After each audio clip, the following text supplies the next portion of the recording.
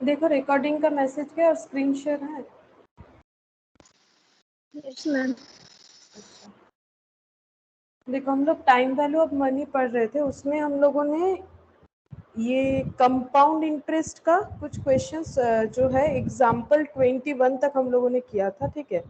अच्छा इसके बाद हम लोग का जो टॉपिक आ रहा है that is effective rate of interest, ठीक है। इफेक्टिव रेट ऑफ इंटरेस्ट क्या होता है वो हम लोग देखेंगे, उसके बाद एन्युटी आएगा। तो पहले जहाँ तक कंप्लीट हो गया था उसके बाद से स्टार्ट करते हैं। देखो इफेक्टिव रेट ऑफ इंटरेस्ट क्या होता है, इसको पहले एक एग्जाम्पल से समझेंगे हम लोग। Effective rate of interest, rate of interest तो पता है, ठीक है, लेकिन इफेक्टिव क्यों बोला जा रहा है, ऐसा क्यों अचानक से बोला गया इफेक्टिव रेट ऑफ इंटरेस्ट। ये एक्चुअली कंपाउंड के लिए ही एप्लीकेबल होगा, सिंपल के लिए एप्लीकेबल होगा भी नहीं। कैसे, देखो सपोज हम लोग एक एग्जांपल लेते हैं। सपोज हम लोगों ने, suppose you invest 10,000,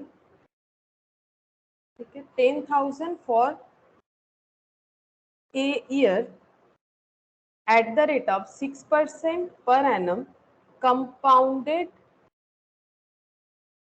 semi annually, ठीक है। तो इफेक्टिव रेट ऑफ इंटरेस्ट जो है वो 6% से ज्यादा हो जाएगा। इसका मतलब हम समझाते हैं, देखो कैसे 6% से ज्यादा हो जाएगा, हम ड्रॉ करके समझाएंगे कंसेप्ट को। जैसे अगर हम लोगों ने 10,000 1 ईयर के लिए डिपॉजिट किया, ठीक है, अगर 1 ईयर के लिए डिपॉजिट किया, ये सपोज पूरा 1 ईयर, ठीक है, ये हो गया 1 ईयर, हम लोगों ने 10,000 डिपॉजिट किया है, ठीक है, फुल 1 ईयर के लिए ये इन्वेस्ट होगा। डिपॉजिट यहाँ किया जाता है वो लिख सकते हो, बट मैंने बोला कि पूरे ईयर 10,000 हम लोग डिपॉजिट कर रहे हैं। और इंटरेस्ट क्या मिलेगा, पैसा डिपॉजिट करने से बैंक वगैरह में इंटरेस्ट मिलता है, इंटरेस्ट क्या मिलेगा 1 ईयर में 6% पर एनम। बट ये पेमेंट कैसे होगा, मतलब कितना बार इंटरेस्ट जो है वो कैलकुलेट होगा, ये पेमेंट हो रहा है सेमी एनुअली। तो मुझे इतना बताओ कि 1 ईयर में, ठीक है, अगर ये पूरा टाइम लाइन 10,000 फॉर 1 ईयर का है, तो मुझे इतना बता दो कि 6% पर एनम क्या कंपाउंडेड सेमी एनुअली का मतलब क्या होता है, ईयरली 2 टाइम्स। सेमी एनुअली का मतलब क्या होता है, ये सब तो हम लोगों ने लास्ट दिन किया था ना। सेमी एनुअली का मतलब होता है ईयरली 2 टाइम्स, ठीक है। तो अगर ईयरली 2 टाइम्स है तो क्या 6%, मतलब सेमी एनुअली मतलब 6 मंथ्स बाद एक बार मिलेगा, फिर 6 मंथ्स बाद मिलेगा। जैसे अगर ये जैन टू दिसंबर होता है, ठीक है, फॉर एग्जाम्पल अगर ये जैन टू दिसंबर होता है, तो जैन फेब मार्च अप्रैल मई जून, जून के एंड में है ना, 30th ऑफ जून को एक इंटरेस्ट मिलेगा, उसके बाद 31st ऑफ दिसंबर को एक इंटरेस्ट मिलेगा। ऐसा कंसेप्ट होगा 6 मंथ्स और 6 मंथ्स के गैप में, बिकॉज सेमी एनुअली बोला है। और क्या फिर यहाँ भी 6% और यहाँ भी 6% मिलेगा, या फिर कुछ और होगा, बोले इस पे हम लोगों ने लास्ट दिन बहुत डिस्कशन किया हुआ है। तुम लोग मुझे आज बताओ कि ये 6% होगा या कुछ और होना चाहिए। ये तो पूरे ईयर में देने का 3% करके होगा, क्योंकि 6% तो पूरे ईयरली, पूरे ईयर, पूरे साल भर में देने का बात है। तो 6% अगर देना है 10,000 for 1 year eight the rate of 6% per annum, per annum मतलब ईयरली अगर देना है, और ये ईयरली पेमेंट हम लोग कैसा देना चाहते हैं ईयरली, जैसे मान लो हम लोगों ने कुछ खरीदा हुआ है 10,000, और इस 10,000 को हम लोग 2 टाइम्स में पे करना चाहेंगे, तो फिर 5,000 उसी तरह से अगर बोला गया है स्कीम में कि 6% पर एनम मिलेगा, पूरे साल में 6% मिलेगा, लेकिन 2 बार में मिलेगा, यानी 3% हो जाएगा, ठीक है, 3% तो 6% पर एनम, बट कैसे पेमेंट होगा, कंपाउंडेड सेमी एनुअली। अब इसका इम्पैक्ट देखो क्या होता है, ठीक है। तो यहाँ पर हम लोगों ने 10,000 डिपॉजिट कर दिया, और 10,000 पे 3% 6 मंथ्स के लिए कितना इंटरेस्ट होगा, ये पीरियड का इंटरेस्ट कितना हो जाएगा, ऐसे 10,000 इंटू 3% इंटू 6/12। तो यहाँ पर हम लोग को पता चल जाएगा कि इंटरेस्ट कितना बन रहा है, तो चेक करते हैं। यहाँ पर 6,000, सॉरी 10,000, 6,000 लिख दिया मैंने गलती से, 10,000 into 6 divided by 12 into 3 divided by 100, तो ये कितना हो गया 150, ठीक है। अच्छा ये मेरा गलत हुआ क्या कैलकुलेशन, 6% नहीं, ठीक है, तो वह 6% पर एनम है। हाँ, तो ये देखो यहाँ पर कितना हो जाएगा 150, ठीक है, तो 150 हो गया 6000 6% पर एनम बेसिस पे, ठीक है, तो यहाँ पर 150, तो यहाँ पर कितना बन जाएगा 10,000 प्लस 150 यानी 11,000, 10,000 प्लस 150 यहाँ पर ऐड कर लेते हैं, तो ये हो गया 10,150, ठीक है। अच्छा, फिर अगर 3% मिलेगा तो कंपाउंड इंटरेस्ट के हिसाब से क्या होता है, 10,000 पे मिलेगा या ये वाले पेमेंट में मिलेगा, मुझे इतना बताओ कि 10,000 में मिलेगा कि ये वाले पेमेंट में मिलेगा। सेकेंड वाले में मिलेगा, इसमें मिलेगा, तो इसका इंटरेस्ट कैसे होगा 10,150 इंटू 6/12 इंटू 3% यानी 3/100, तो ये हो गया इंटू, इसी पे कर देते हैं, इंटू 6/12 या 2 डिवाइडेड बाई 2 कर देते हैं एक ही बार में, ठीक है, इंटू 3%, इंटू 3%, तो 3% इक्वल, तो 1 इंटरेस्ट कितना हो गया 152.25, तो 152.25 प्लस कर देंगे 10,150, तो ये कितना हो गया 10,302.25, ठीक है। अब यहाँ पर देखो ये जो 3% हम लोगों ने डिस्ट्रीब्यूट किया, तो इसमें हमारा इंटरेस्ट कितना हो गया, इंटरेस्ट हुआ है 150 प्लस 152.25, ठीक है, टोटल इंटरेस्ट कैलकुलेट करते हैं, देखो टोटल इंटरेस्ट 150 प्लस 152.25, तो टोटल इंटरेस्ट कितना हो रहा है 302.25, ठीक है। अब ये इंटरेस्ट कितना इन्वेस्ट करके मिला था, ये बताओ, ये इंटरेस्ट कितना इन्वेस्ट करके मिला है 10,000, ठीक है, तो अगर हम लोग रेट कैलकुलेट करेंगे कि हम लोगों को रिटर्न में मिला है 302.25 10,000 का इन्वेस्टमेंट करके,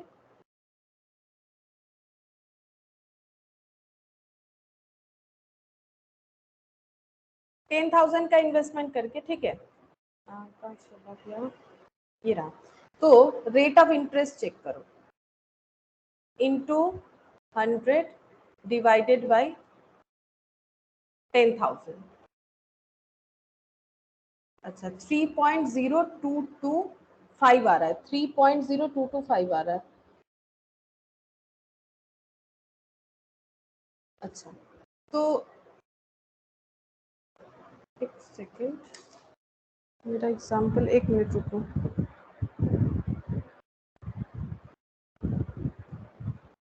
$10,000 6% रेट पे किया, इंटरेस्ट फॉर फर्स्ट 6 मंथ, अच्छा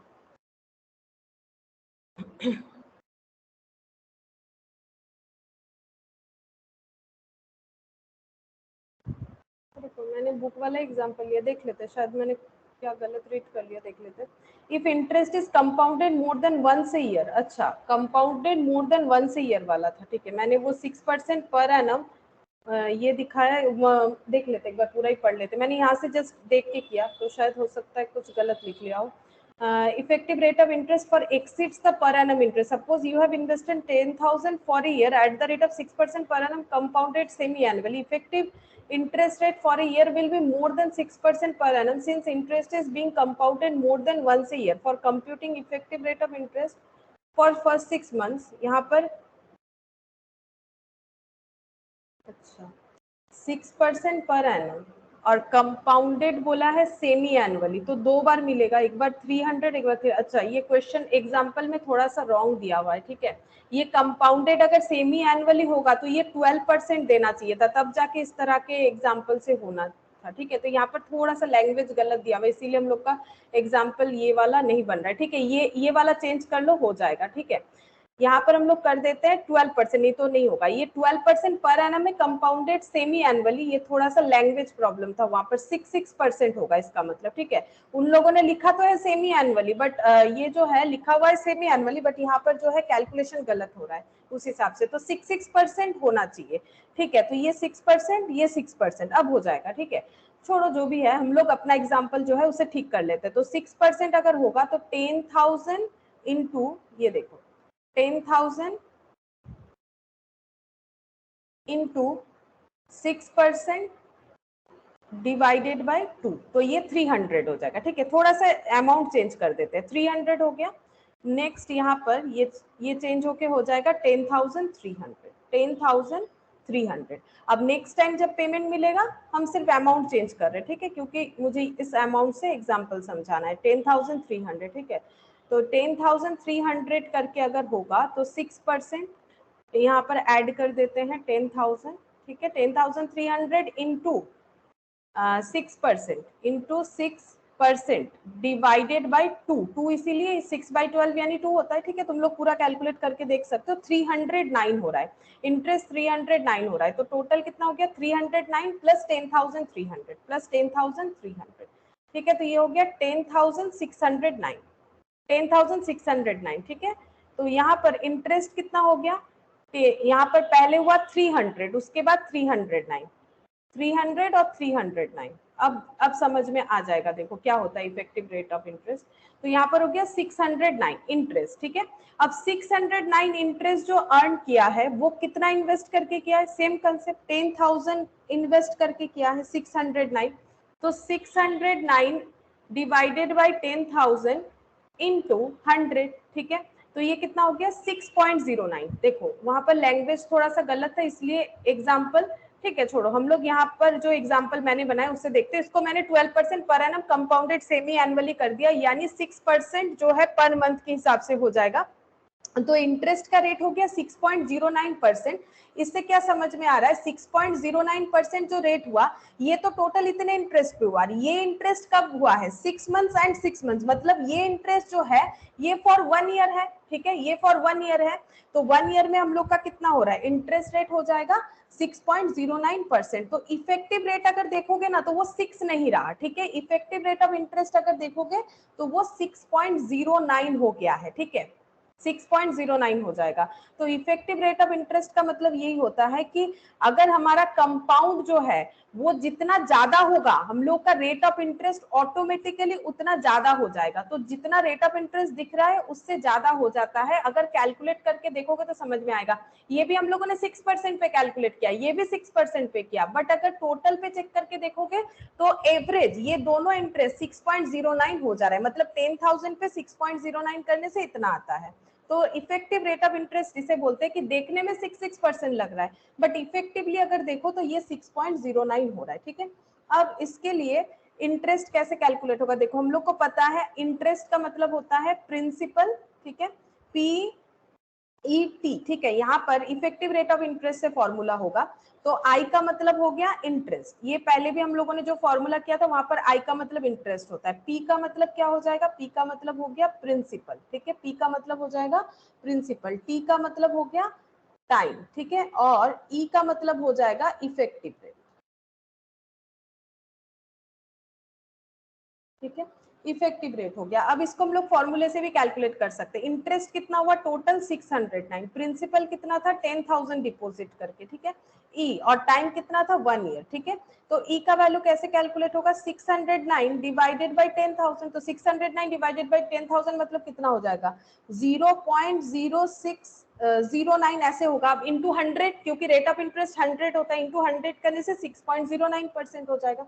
तो फॉर्मूला ऐसा बन गया, ठीक है, फॉर्मूला ऐसा बन जाएगा आई इक्वल टू पीईटी, ठीक है, आई इक्वल टू पीईटी, ये फॉर्मूला बनेगा। और एक इसका फॉर्मूला होता है, क्योंकि क्वेश्चन में जो है किस तरह से दिया हुआ है उसके ऊपर डिपेंड करके कौन सा फॉर्मूला यूज करना है वो हम लोग करेंगे। और एक फॉर्मूला होता है E equal to 1 plus i whole to the power n minus 1, ठीक है, जहां पर ई का मतलब पता है, ई का मतलब क्या होता है इफेक्टिव रेट, और आई का मतलब हो गया एक्चुअल इंटरेस्ट, और एन का मतलब हो जाएगा नंबर ऑफ कन्वर्जन, ठीक है, नंबर ऑफ कन्वर्जन। ये फॉर्मूला कब यूज होगा वो क्वेश्चन देखने से ही अभी समझ जाओगे ये वाला फॉर्मूला कब यूज होगा, ठीक है। तो एक क्वेश्चन देखते हैं, देखो क्वेश्चन देख लेते हैं यहाँ पर हम लोग को, ये वाला क्वेश्चन देखो, 5,000 is invested in a term deposit. Term deposit का मतलब होता है कि टाइम पीरियड के लिए, जैसे 2 मंथ्स 3 मंथ्स 2 ईयर्स, इसको बोलते हैं term deposit scheme that फेचेस interest 6% per annum compounded quarterly.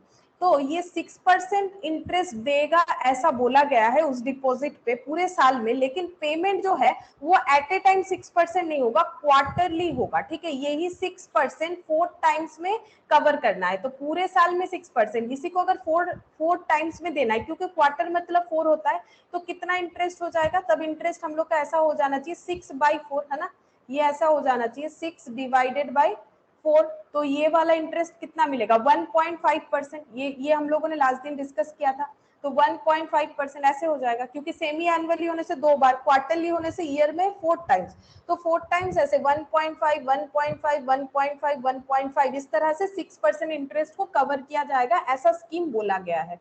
What will be the interest after 1 year, 1 year के बाद कितना इंटरेस्ट होगा पूछ रहा है, what is the effective rate of interest. तो ठीक है, देखो ये वाला क्वेश्चन हम लोग करके देखते हैं।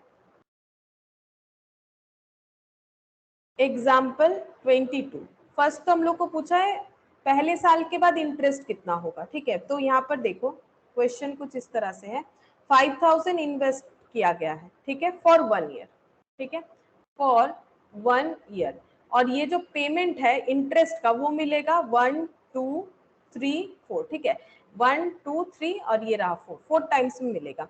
तो इंटरेस्ट कितना हो जाएगा, इंटरेस्ट हो जाएगा 6% पर एनम है, कंपाउंडेड क्वार्टरली, इसके पीछे अगर लिखा हुआ है कंपाउंडेड क्वार्टरली, इसका मतलब है आई का वैल्यू कैसे हो जाएगा, 6% पूरे साल में देना है, लेकिन 4 टाइम्स में देना है, तो 1.5% करके पर टर्म में आएगा, मतलब पर क्वार्टर में आएगा, पर क्वार्टर में आएगा, टर्म क्या है क्वार्टरली मिलेगा, और टोटल टर्म क्या है 1 ईयर, ठीक है, 1.5% करके मिलेगा।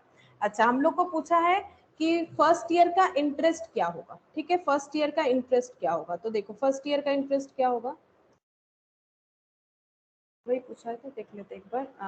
What will be the interest after 1 year, अच्छा मतलब पूरे यहाँ पर 1 ईयर मतलब, तो यहाँ पर पूछा है मतलब पूरा पूरा साल भर का ही पूछ लिया है, 1 ईयर के बाद कितना होगा ये हमें पूछा है, ठीक है। तो हम लोग इंटरेस्ट कैलकुलेट करेंगे, कंपाउंड होगा, तो हम लोग को तो ये पता है a इक्वल टू क्या होता है, p into 1 plus i whole to the power n, ठीक है। तो p हम लोग को पता है कितना है 5000, 1 आई कितना हो रहा है 1.5%, ठीक है। और ये क्या होता है n मतलब क्या होता है, n मतलब t into number of conversion, ठीक है। और t का मतलब क्या था, t का मतलब था ईयर, ईयर में बोलो कितना टाइम इन्वेस्टमेंट हो रहा है 1 ईयर के लिए, तो 1 ईयर में कितने कन्वर्जन होंगे 4 टाइम्स कन्वर्जन होंगे, अगर क्वार्टरली हो रहा है, सेमी एनुअली होगा तो 2 टाइम्स कन्वर्जन होगा, तो टू दी पावर कितना हो जाएगा, टू दी पावर 4 हो गया। अब इसको कैसे कैलकुलेट करना चाहिए, कैलकुलेटर में 1.5%, ये देखो इस तरह से करना है, 1.5% यानी 1.5 डिवाइडेड बाई 100, तो कितना हो गया 0.015 प्लस 1 होगा, प्लस 1 करो, ये 4 टाइम्स मल्टीप्लाई होगा इनटू इक्वल, कैलकुलेटर में इसी तरह से करना है 2 3 4 टाइम्स में इतना हो जाएगा इनटू 5000, इनटू 5000 करने से ये अमाउंट आ रहा है। ए का वैल्यू आ गया कितना 5306.817, इस तरह से है अप्रोक्सीमेशन, तो 82 ले सकते हैं, ठीक है। तो ये क्या आ गया अमाउंट आ गया, ठीक है। कैलकुलेशन लेकिन इसी तरह से करना है, फास्ट होगा, पहले ये करो फिर प्लस 1 कर दो, फिर 4 टाइम्स मल्टीप्लाई करो कैलकुलेटर में। ए का मतलब होता है कि 5000 कितना बन जाएगा, तो 5000 बन जाएगा लगभग 5306.82।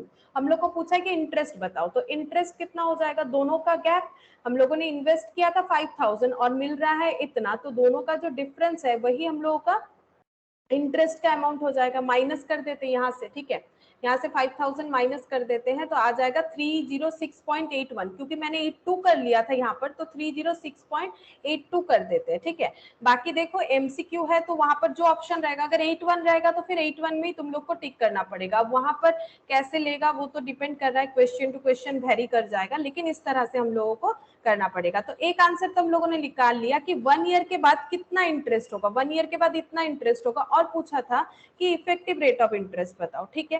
तो इफेक्टिव रेट ऑफ ई मतलब क्या होता है, अभी अभी हम लोगों ने देखा, देखो आई इक्वल टू पीईटी होता है। अब हमें कौन सा फॉलो करना चाहिए, हम लोग इससे भी आंसर निकाल सकते हैं, यहाँ पर इससे भी निकाल सकते हैं, क्यों, क्योंकि हमें इंटरेस्ट पता है, हमें प्रिंसिपल वैल्यू पता है, टाइम पता है, सिर्फ इफेक्टिव रेट निकालना है। तो ये वाला फॉर्मूला भी एप्लीकेबल होगा इस क्वेश्चन पे, और ये वाला भी होगा, हम दोनों से ही कैलकुलेट करके दिखाएंगे। लेकिन कुछ ऐसे क्वेश्चन भी होंगे जहां पर हमारे पास प्रिंसिपल नहीं रहेगा, ठीक है, वहां पर हमें ये वाला फॉर्मूला हेल्प करेगा। ठीक है, तो देखो अभी दोनों से ही कैलकुलेट होगा तो हम दोनों से ही दिखा देते हैं।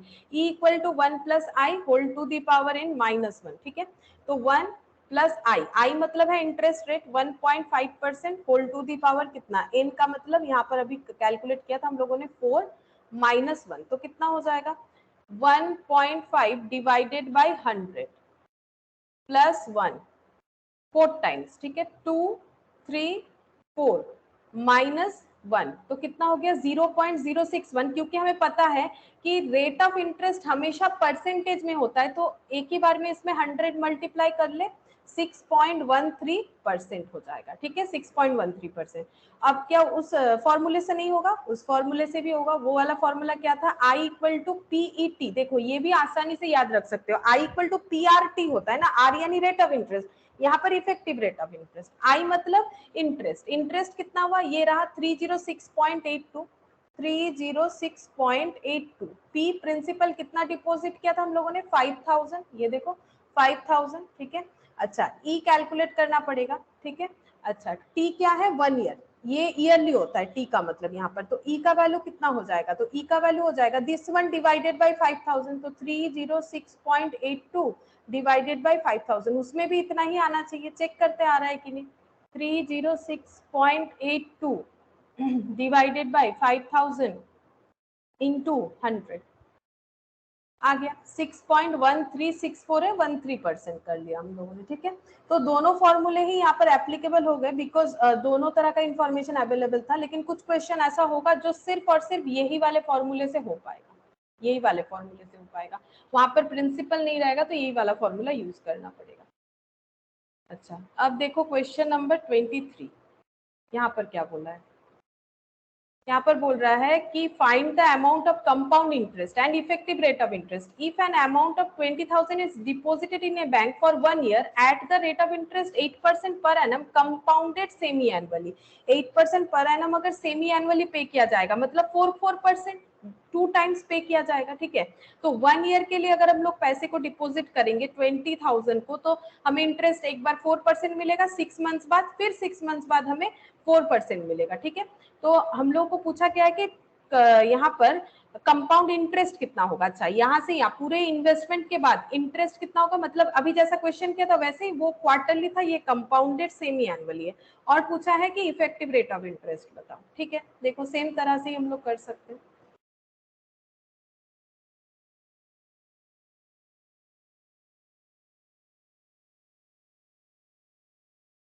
Question number 23। ठीक है, तो सबसे पहले a equal to P into 1 plus i whole to the power n कर लेंगे। देखो find the amount of compound interest and effective rate of interest, amount of 20,000 is deposited, तो p का वैल्यू हो गया 20,000, हम लोग 20,000 इन्वेस्ट कर रहे हैं। रेट ऑफ इंटरेस्ट कितना है पूरे साल में 8%, लेकिन कंपाउंडेड सेमी एनुअली यानी 2 बार में मिलेगा, तो 8% डिवाइडेड बाई 2 हो जाएगा। ठीक है, और अगर 2 बार में मिलेगा तो n नंबर ऑफ कन्वर्जन कितना होगा, कितने बार में मिलेगा, तो पूरे साल में 2 बार में मिलेगा, तो नंबर ऑफ कन्वर्जन 2 हो जाएगा। कैसे चेक करेंगे, ये देखो यहाँ पर t इंटू क्या हो जाएगा, t into number of conversion in a year, t into number of conversion in a year, इस तरह से होता है। ठीक है, n का जो कैलकुलेशन है इन ए ईयर, तो कैसे कैलकुलेट करेंगे, टी मतलब जितने सारे ईयर के लिए ये इन्वेस्ट हो रहा है 1 ईयर के लिए, और 1 ईयर में सेमी एनुअली में कन्वर्जन कितने बार हो सकता है 2, तो यहाँ पर आंसर हो जाएगा 2, तो एन का वैल्यू यहाँ पर हो जाएगा 2। बाकी तुम लोग ड्रॉ करके भी देख सकते हो, क्योंकि लास्ट क्लास में मैंने ये सब तुम लोग को बताया था। देखो ड्रॉ करके कैसे याद होता है, मैंने ड्रॉ करके बताया था, तो अगर ड्रॉ करके देखोगे तो फॉर्मूला भी नहीं रटना पड़ेगा। ठीक है, तो ये इस तरह से 2 टाइम्स हो गया। अच्छा, अब ए का वैल्यू हो गया 20,000, 1 plus 4% whole to the power 2, तो 4% मतलब 4 डिवाइडेड बाई 100, ये आ गया 0.04 प्लस 1 करो, प्लस 1 इक्वल करो into equal to 2 times into 20,000, तो ये हो गया 21,632। ठीक है, तो इंटरेस्ट कितना हो जाएगा, तो ये रिटर्न में आया 21,632, बट प्रिंसिपली 20,000 डिपॉजिट किया गया था, तो जितना एक्स्ट्रा मिला वो पूरा का पूरा इंटरेस्ट, 1632 इंटरेस्ट हो गया। अब हम लोग को बोला इफेक्टिव रेट ऑफ निकालो, तो इफेक्टिव रेट ऑफ इंटरेस्ट यहाँ भी दो तरह से कैलकुलेट हो सकता है, जो ठीक लगे कर सकते हो। तो I इक्वल टू PET इसी से कर देते हैं, लिख दिया ये वाला, तो इसी से कर सकते हैं। P प्रिंसिपल है 20,000, ठीक है। E तो कैलकुलेट करना है, T का मतलब है 1, तो E का वैल्यू हो जाएगा 1632 डिवाइडेड बाई 20,000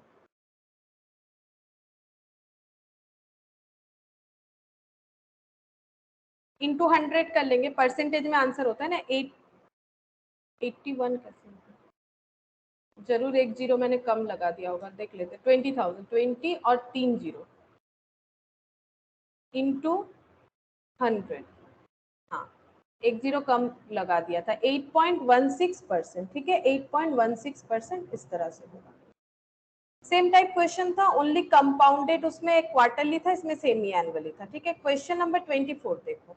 क्वेश्चन नंबर 24 में क्या बोला, विच इज बेटर इन्वेस्टमेंट, कौन सा बेटर इन्वेस्टमेंट है। अगर तुम लोग इन्वेस्ट करना चाहते हो, बैंक में हो या कहीं पर, तो तुम लोग को समझना पड़ेगा ना स्कीम क्या है, 3% ले या 3.2% ले। देखो बोल रहा है विच इज बेटर इन्वेस्टमेंट, ये बोला है 3% मिलेगा पर ईयर कंपाउंडेड मंथली, या फिर 3.2% पर ईयर सिंपल इंटरेस्ट, ठीक है। कौन सा बेस्ट होगा ये हमें कैलकुलेट करके बताने के लिए बोला है, कि हमें सजेस्ट करने बोला है कि किसी को कैसा इंटरेस्ट लेना चाहिए, 3% पर ईयर कंपाउंडेड मंथली लेना चाहिए, या 3.2% पर ईयर सिंपल इंटरेस्ट लेना चाहिए। इसके लिए हमें क्या चेक करना पड़ेगा, इसके लिए हम लोग चेक करेंगे इफेक्टिव रेट ऑफ इंटरेस्ट, है ना, क्योंकि उससे हमें पता चल जाएगा कि कौन सा बेस्ट होगा।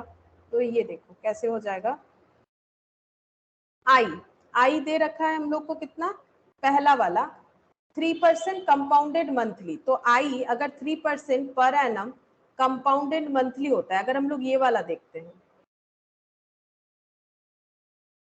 ठीक है, तो ये कितना हो जाएगा, आई का वैल्यू 3% अगर कंपाउंडेड मंथली होता है तो डिवाइडेड बाय 12 होगा, 12 टाइम्स पेमेंट होगा, डिवाइडेड बाय 12 होगा। सोचो अगर हम लोग इन्वेस्टमेंट करना चाहते हैं 1 ईयर के लिए, क्योंकि यहाँ पर 1 ईयर का ही कंपेयर करके देखेंगे ना कि एक साल में ये स्कीम से कितना होगा, एक साल में ये वाले स्कीम से कितना होगा। तो सबसे पहले ये देखो, एक स्कीम बोल रहा है कि आपको हर मंथ इंटरेस्ट मिलेगा और पूरे साल में 3% मिलेगा, तो हर मंथ कितना करके मिलेगा, 3% डिवाइडेड बाय, मतलब 3 डिवाइडेड बाय 12 करते हैं 0.25%, ठीक है। ये परसेंट होगा, परसेंट को डिवाइड करने से तो परसेंट होता है ना, ये हो गया। अच्छा, और यहाँ पर एन का वैल्यू कितना है, एन का वैल्यू, एन का मतलब T into number of conversion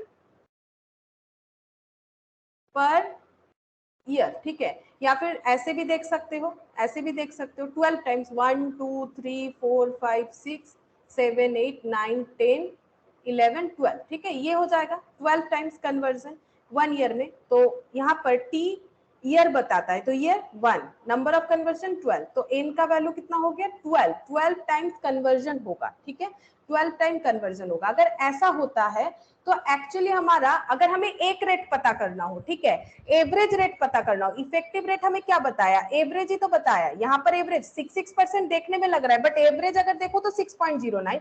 तो उसी तरह से अगर हम लोग मंथली इंटरेस्ट लेते जाएंगे तो एवरेज अगर देखें तो हमें कितना इंटरेस्ट मिलेगा, इसके लिए हम लोग इफेक्टिव रेट चेक करके देख सकते हैं कि अगर हम लोग मंथली इंटरेस्ट ले रहे हैं, वैसे तो ये दिख रहा है 0.25%, 0.25%, 0.25%, ऐसे करके 12 टाइम्स, लेकिन ये तो इंडिविजुअली दिख रहा है। अगर एवरेज कर देते हैं, मतलब पूरे साल का एक एवरेज निकालते तो हमें पता चल जाएगा कितना होगा। तो देखो पूरे साल का एवरेज निकालने का मतलब इफेक्टिव रेट ऑफ इंटरेस्ट, तो इक्वल टू कितना हो जाएगा, यहाँ पर देखो प्रिंसिपल नहीं है, अब ये वाला फॉर्मूला यूज करना पड़ेगा। इस ये वाले फॉर्मूले से नहीं कर सकते, क्यों, क्योंकि यहाँ पर हमें ऐसा नहीं बोला है कि इतना अमाउंट इन्वेस्ट करो उतना अमाउंट, ऐसा नहीं बोला है, ठीक है, अमाउंट नहीं बताया। तो अमाउंट अगर नहीं बताया है प्रिंसिपल का, तो हम लोग ये वाला फॉर्मूला यूज करेंगे, 1 + i whole to the power n -1, 1 + i whole to the power n -1। तो कैसे कैलकुलेट होगा, आई का मतलब ये वाला इंटरेस्ट 0.25%, ठीक है, और एन का मतलब है, कैलकुलेट कर लिया हम लोगों ने 12 टाइम्स -1, चेक करते हैं 0.25% यानी 0.25 डिवाइडेड बाय 100 कितना आ गया +1। अब इसको 12 टाइम्स मल्टीप्लाई करना है, तो ध्यान से गलत हो जाता है, ठीक है, तो धीरे धीरे काउंट करो, इनटू इक्वल करने से 2 बार हुआ, 2 बार होता है तभी तो मल्टीप्लीकेशन का आंसर दिखता है, ये भी मैंने बताया। 3 4 5 6 7 8 9 10 11 12। तुम लोग को भी कैलकुलेटर में सिर्फ इक्वल प्रेस करते जाना है 12 टाइम्स। अब इसको थोड़ा जूम करके देख लेते हैं। 1.030 इतना आ रहा है, ठीक है। अच्छा -1 हो जाएगा, तो -1 ये हो गया। अब रेट ऑफ इंटरेस्ट है तो इंटू 100 कर लेते हैं, ठीक है। तो ये हो गया 3.04। तो 3.04%, मतलब सिंपल सा बात है, 0.25% करके 12 टाइम्स देने का मतलब हो जाता है कि एवरेज कितना हो रहा है, 3.04% हो रहा है, ठीक है। एवरेज 3.04% हो रहा है। और यहाँ पर एक स्कीम बोला है 3.2% per year simple interest, 3.2% per annum simple interest, ठीक है। तो कौन सा ज्यादा है मुझे बताओ। ये भी तो पर एनम हो गया। जैसे देखो ना, ये 6% करके 6 मंथ्स के गैप में, मतलब हम लोग बोल सकते हैं कि ईयरली 6.09 हुआ, ठीक है। क्योंकि कंपाउंड जब होता है, कंपाउंड इंटरेस्ट, तो वो 10,000 पे तो नहीं हुआ। अगर यही वाला चीज सोचो, यही वाला चीज अगर 10,000 पे कैलकुलेट होता तो यहाँ भी 300 होता, यहाँ भी 300, उसको बोलते हैं सिंपल इंटरेस्ट। तो 600 हो जाता, नीचे 10,000 हो जाता, ठीक है। यहाँ पर अगर हम लोग कंपाउंड इस वैल्यू पे नहीं कैलकुलेट करते तो क्या होता, 10,000 पे कैलकुलेट होता, जिसको सिंपल इंटरेस्ट बोलते हैं। इंटू 100 करोगे, ये 6% ही दिखाएगा। लेकिन कंपाउंड हुआ बोल के ही तो इंटरेस्ट का इफेक्टिव रेट चेंज हो जाता है। 6% पे ही लगाया, लेकिन जब कैलकुलेशन हुआ यहाँ पर क्या हो गया, 10,000 पे नहीं लग के 10,300 पे लगा, इसीलिए 300 से ज्यादा हो गया, 9 रुपीज ज्यादा हो गया। इस वजह से यहाँ पर देखो 0.09 ज्यादा दिख रहा है। तो इसका मतलब 0.09 ईयरली हो गया। अगर इसको हम लोग ईयरली चेक करते कि 10,000 पे 6.09 लगाओ, टोटल इंटरेस्ट मिल जाएगा। उसी तरह से यहाँ पर कंपैरिजन क्या होगा, यहाँ पर कंपैरिजन ऐसे हो गया कि 12 मंथ्स हर मंथ इतना इंटरेस्ट देने का मतलब है एवरेज 3.04% पर एनम। और एक स्कीम हमें दिया हुआ है 3.2% पर एनम सिंपल इंटरेस्ट। तो बोलो कौन सा ज्यादा बेनिफिट देगा इन्वेस्टर को, 3.04 पर एनम लेना चाहिए या 3.2% पर एनम। ये तो तुम लोग जस्ट देख के समझ जाओगे।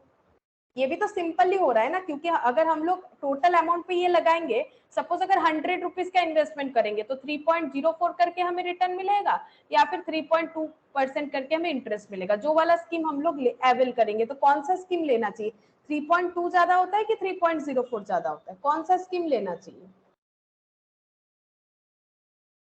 बोलो। ये भी तो पूरे ईयर का है, कौन सा स्कीम लेना चाहिए, 3.2% लेना चाहिए या 3.04, ये भी तो पूरे साल का ही समझा रहा है। 3.2, तो हम लोग को यही वाला लेना चाहिए, इसी से ज्यादा बेनिफिट है। जैसे देखो यहाँ पर मैंने बोला, अगर यही वाला इन्वेस्टमेंट जो पहला एग्जांपल लिया था, मान लो ये 6% करके हम लोगों ने देखा, तो ये इफेक्टिव रेट इतना हो गया, 6.09 हो गया, ठीक है। तो हम लोग को कौन सा वाला लेना चाहिए, ऑब्वियसली 6.09 में लेना चाहिए। अगर इसके साथ कंपेयर करके हमें ऐसा दे देता है कि 7% पर एनम, अगर 7% पर एनम मान लो सिंपल इंटरेस्ट मिलेगा, अगर हम लोग 10,000 में इन्वेस्ट करते हैं, तो कंपेयर करेंगे तो फिर यही वाला लेना पड़ेगा। या फिर अगर हम इससे कम का एग्जांपल लेते 5%, तो फिर हमें ये वाला लेना चाहिए। तो हमारे यहाँ पर जो क्वेश्चन है उसके हिसाब से हमें दिख रहा है कि मंथली अगर 0.25% करके मिल रहा है, तो एवरेज में 3.04 पर एनम मिल रहा है। और एक स्कीम है 3.2% पर एनम सिंपल इंटरेस्ट, तो ऑब्वियसली ये ज्यादा हो रहा है, ठीक है। तो हम लोगों को ये वाला लेना चाहिए, 3.2% वाला, ठीक है, 3.2% वाला लेना चाहिए। अच्छा, नेक्स्ट देखो यहाँ पर एक ये एक्सरसाइज आ गया, एक्सरसाइज 4B, ये वाला करते हैं।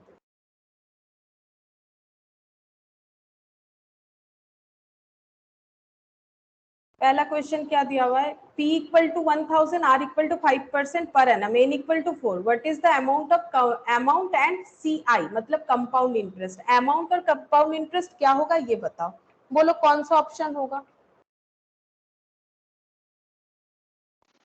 Option A. ऑप्शन ए, अच्छा ऑप्शन ए, ठीक है। चलो एक बार हम लोग चेक कर लेते हैं, ठीक है।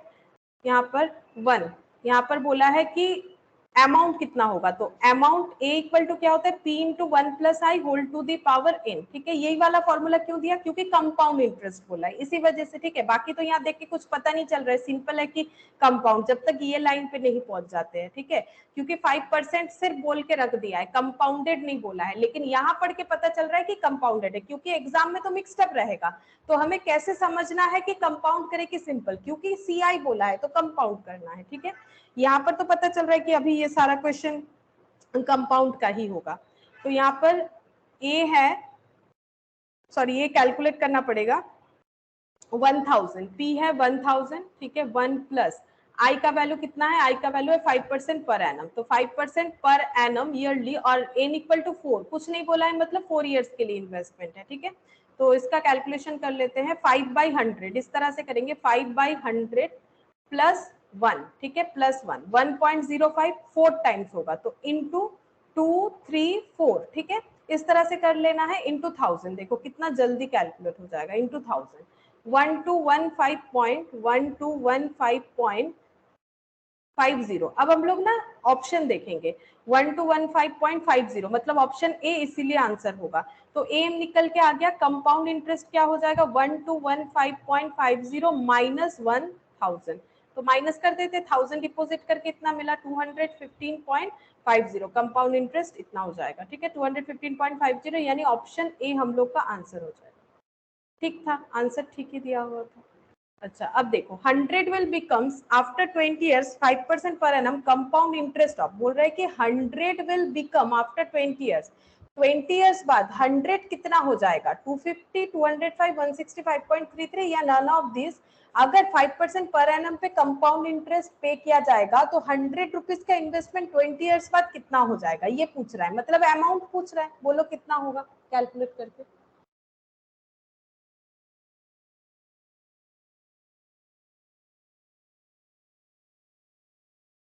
100 बिकम्स, तो 100 क्या हो गया, प्रिंसिपल है ना, 5% कंपाउंड इंटरेस्ट पर एनम बोला है, तो 1 प्लस 5% कितने साल में, 5% पर एनम बोला है 20 इयर्स में, पर एनम के बाद ना तो बोला है कंपाउंडेड बोला है, लेकिन मतलब कंपाउंड इंटरेस्ट करना है, बट कंपाउंडेड सेमी एनुअली नहीं बोला, कंपाउंडेड क्वार्टरली नहीं बोला है, इसका मतलब कंपाउंडेड पर एनम है, जब कुछ नहीं बोलेगा तो कंपाउंडेड पर एनम है, तो साल में 5% करके मिलेगा, 20 इयर्स के लिए कितना होगा ये पूछ रहा है।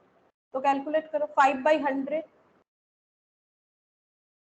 इक्वल प्लस 1, 20 टाइम्स, 2 3 4 5 6 7 8 9 10 11 12 13 14 15 16 17 18 19 20, कैलकुलेटर से ऐसे ही होगा। ठीक है, लेकिन याद रखना है ठीक से, ऐसे नहीं करना है तुम लोगों को कि 1.05 इंटू 1.05 बार बार लिखने का कोई जरूरत नहीं होता है, बस काउंटिंग ठीक ठीक करोगे तो हो जाएगा।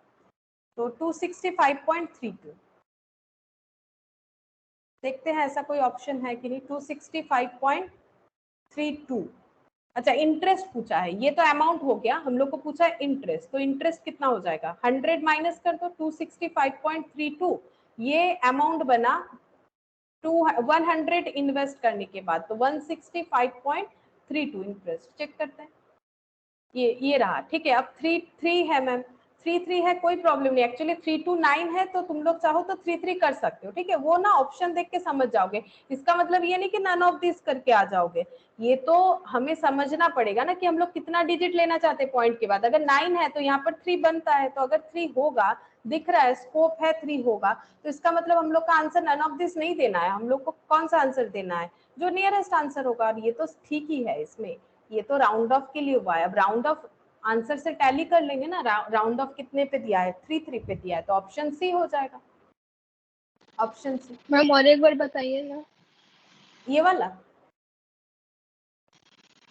हाँ मैम, ये देखो 100 will becomes after 20 years, 20 years बाद 100 कितना होगा अगर 5% पर एनम कंपाउंड इंटरेस्ट पे इन्वेस्ट किया गया है, तो 100 विल बिकम, मतलब 100 प्रिंसिपल, मतलब ऐसे बोल रहा है कि 100 विल बिकम कितना आफ्टर 20 इयर्स। ठीक है, और इंटरेस्ट का रेट जो है वो है 5% पर एनम कंपाउंडेड, कंपाउंडेड बोला और कुछ नहीं, मतलब कंपाउंडेड अगर सिर्फ बोल रहा है तो ईयरली हो रहा है, अगर ईयरली के अलावा कुछ अलग तरीके से कंपाउंड होगा तो बता दिया जाता है, सेमी एनुअली, क्वार्टरली, ठीक है। तो इसका मतलब पर एनम कंपाउंडेड है। तो ये यहाँ पर ए पूछ रहा है कितना होगा, तो ए कैसे कैलकुलेट कर, ए नहीं पूछा है बल्कि यहाँ पर पूछा है कंपाउंड इंटरेस्ट, ठीक है। 100 will become after 20 years at 5% per annum, compound interest of 100 जितना भी होगा आफ्टर 20 इयर्स उसका कंपाउंड इंटरेस्ट कितना होगा।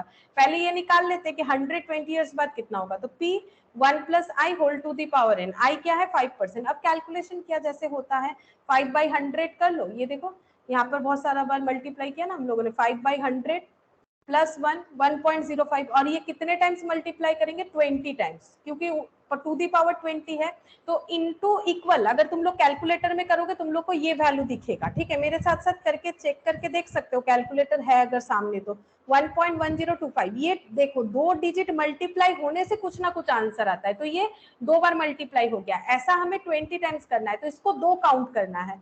उसके बाद 3 4 5 6 7 8 9 10 11 12 13 14 15 16 17 18 19 20, ठीक है, सही से करना है 20। अब इनटू कितना हो जाएगा 100, तो हम लोग को पता चल गया कि 100 बिकम्स 265.329।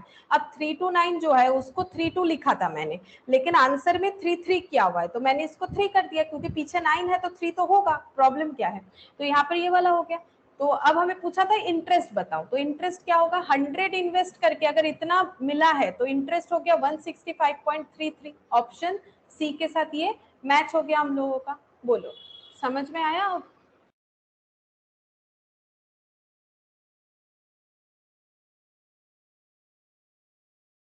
बोलो कोई डाउट है?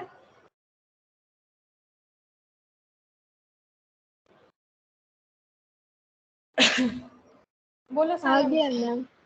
समझ में आया? ठीक है, हाँ बस मैम। कैलकुलेशन 20 हो सकता है, 20 का कैलकुलेशन प्रैक्टिस करोगे तब होगा, क्योंकि हो सकता है कैलकुलेटर में क्या होता है ना, जल्दी जल्दी में गलत हो जाता है कभी कभी, तो इसको जितना प्रैक्टिस करोगे उतना अच्छा है कैलकुलेटर पे, क्योंकि एग्जाम में कैलकुलेटर ही जो है टाइम बचा सकता है हम लोग का, है ना, तो कैलकुलेटर का प्रैक्टिस रखो।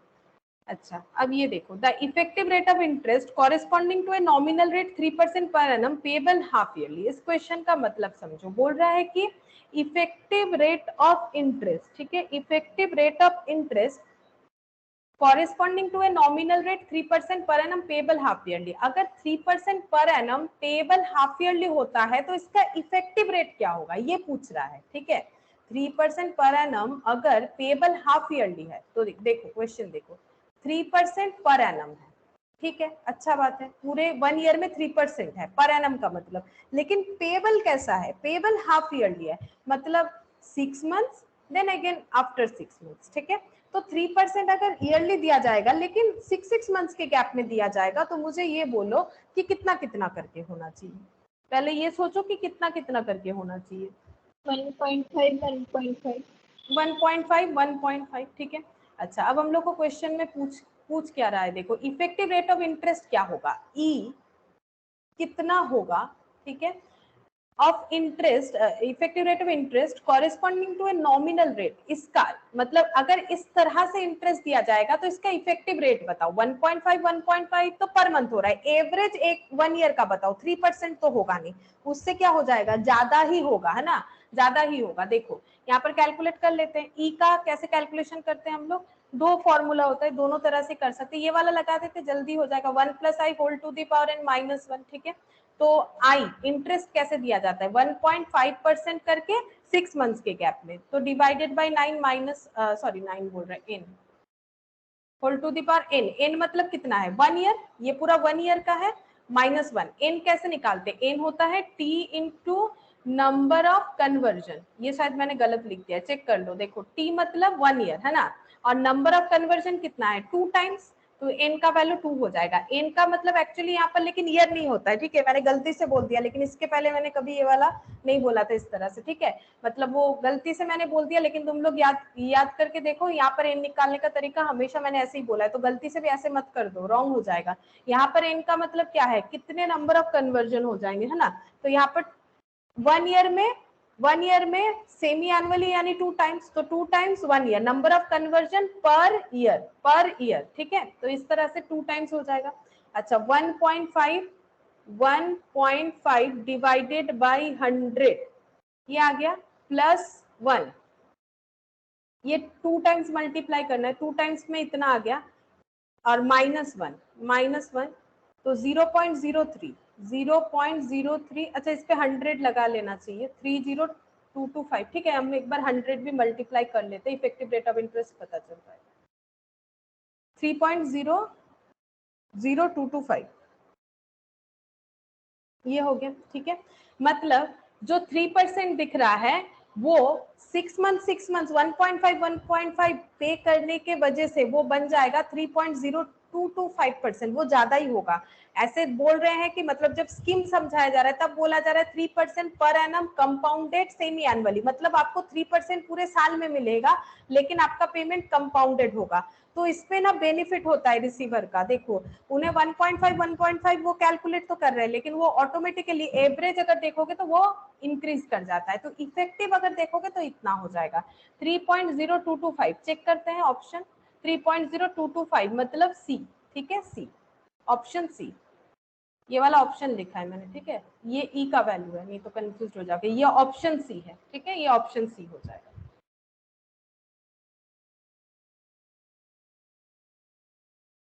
क्वेश्चन नंबर 4 देखो क्या बोल रहा है, a machine is depreciated at the rate of A machine is depreciated at the rate of 20% on reducing balance। reducing balance का मतलब होता है, पहला बात है depreciation का मतलब क्या होता है, depreciation का मतलब है कि अगर हम लोग कोई एसेट यूज करें, जैसे मान लो सभी के पास मोबाइल है या लैपटॉप है, ठीक है, या फिर घर पे कोई चेयर है, फर्नीचर है, कोई शॉप में कुछ शोकेस वगैरह, जो भी फिक्स्ड एसेट होता है उसको यूज करते रहने से उसका वैल्यू कम हो जाता है। जैसे मान लो आज तुम लोग के पास जो मोबाइल है, अगर तुम लोग उसे बेच के सोच रहे हो कि दूसरा मोबाइल ले लेंगे तो ये बेच देते हैं, एग्जाम्पल ले रहे हैं, ठीक है, तो जितने में खरीदे थे क्या उतने में बेच पाओगे, नहीं। अगर मान लो किसी के पास 5000 का मोबाइल है और वो 1 ईयर बाद वो बेचना चाहता है, कोई भी पर्सन हो, तो वो 5000 में नहीं बेच सकता है, मान लो वो बेच रहा है उसको 2000 में, ठीक है, तो 3 इयर्स बाद बेच रहा है, सपोज 5000 का मोबाइल जो है वो 2000 में उसने बेच दिया, ठीक है, आफ्टर 3 इयर्स, आफ्टर, ये हम एग्जाम्पल के लिए ले रहे हैं, ठीक है, आफ्टर 3 इयर्स, तो इसका मतलब उसका कितना कम आया वैल्यूएशन में, 3000, क्यों 3000 कम आया, और ये जो है 3000 कम हुआ क्यों, क्योंकि उसने 3 इयर्स उसे यूज किया, आफ्टर 3 इयर्स हुआ ना, 3 इयर्स यूज किया, यानी पर ईयर उसने उस मोबाइल को 1000 रुपीज का यूज किया, मतलब अगर उसके यूज को हम लोग रुपीज में मतलब रुपीज में एक्सप्लेन करना चाहे तो ऐसे बोल सकते हैं, ठीक है, कि 5000 वाला मोबाइल 2000 में बिक रहा है, क्यों, 3 साल बाद बिक रहा है, पुराना हो गया, हम लोग बोलते हैं ना सेकंड हैंड, तो सेकंड हैंड हो गया। अब सेकंड हैंड क्यों हुआ, क्योंकि यूज किया था, ठीक है। अगर यूज नहीं भी करते हो, ये सब कंसेप्ट डिप्रिशिएशन में पढ़ोगे, यूज नहीं भी करते हो ना तो भी उसका वैल्यू कम होगा। आज एक मोबाइल खरीदे हो, उसको रख दिए, अच्छे से पैकिंग वैकिंग करके ही रखा हुआ है, और 3 साल बाद उसे बेचना चाहते हो, फिर भी लोग उसे सेकंड हैंड ही बोलेंगे, ठीक है, यूज किया हो या ना किया हो, क्योंकि टाइम के साथ साथ एसेट का डेप्रिशिएशन हो जाता है, ठीक है। तो मशीन डेप्रिशिएट हो रहा है कितने पे, 20% ऑन रिड्यूसिंग बैलेंस। अब ये रिड्यूसिंग बैलेंस क्या होता है, डेप्रिशिएशन तो मैंने बता दिया, रिड्यूसिंग बैलेंस का मतलब होता है, देखो एक एसेट हम लोगों ने 100 रुपीज से खरीदा और उसको फर्स्ट ईयर 10 रुपीज का यूज किया, ऐसे हम लोगों ने, अब ये जो है कि कितना 10 ही क्यों मैम, ये जस्ट एग्जांपल है, पहला बात, ठीक है, पहला बात एग्जांपल है, बाकी जो बिजनेस में फिक्स्ड एसेट पे डेप्रिशिएशन लगाया जाता है तो उसका रेट जो है वो ऑर्गेनाइजेशन बहुत सारे क्राइटेरिया के ऊपर डिपेंड करके डिसाइड करती है। फिलहाल इतना समझो कि अगर 100 रुपीज का वन एसेट है जो कि 1 ईयर यूज करने पे 10 रुपीज का यूज हो जाता है, बचा कितना 90, अब नेक्स्ट ईयर इस पे कितना यूज का खर्चा लगाएंगे, जैसे मैंने मोबाइल वाला एग्जांपल दिया, 5000 का मोबाइल था, पहले साल मैंने बोला 1000 यूज हुआ तो बच्चा कितना 4000, दूसरे ईयर जो मोबाइल यूज हुआ उसका वैल्यू हुआ 1000 तो बच्चा कितना 2000, ठीक है, तो फिर बच रहा है 2000, फिर मान लो ये मोबाइल फिर और एक साल यूज हुआ तो ये बच रहा है, ये 3 हो जाएगा, ये बचा 2000, ठीक है। इसका मतलब मैंने पूरे साल भर में सेम यूज किया ऐसा एजम्पशन लिया, इसी वजह से 1000 1000 1000 दिखाया, मैंने ये बोला कि मैंने मेरा मोबाइल 1000 मतलब फर्स्ट ईयर भी 1000 रुपीज का यूज किया, सेकेंड ईयर भी 1000, थर्ड ईयर भी 1000, ये मेरा एजम्पशन है।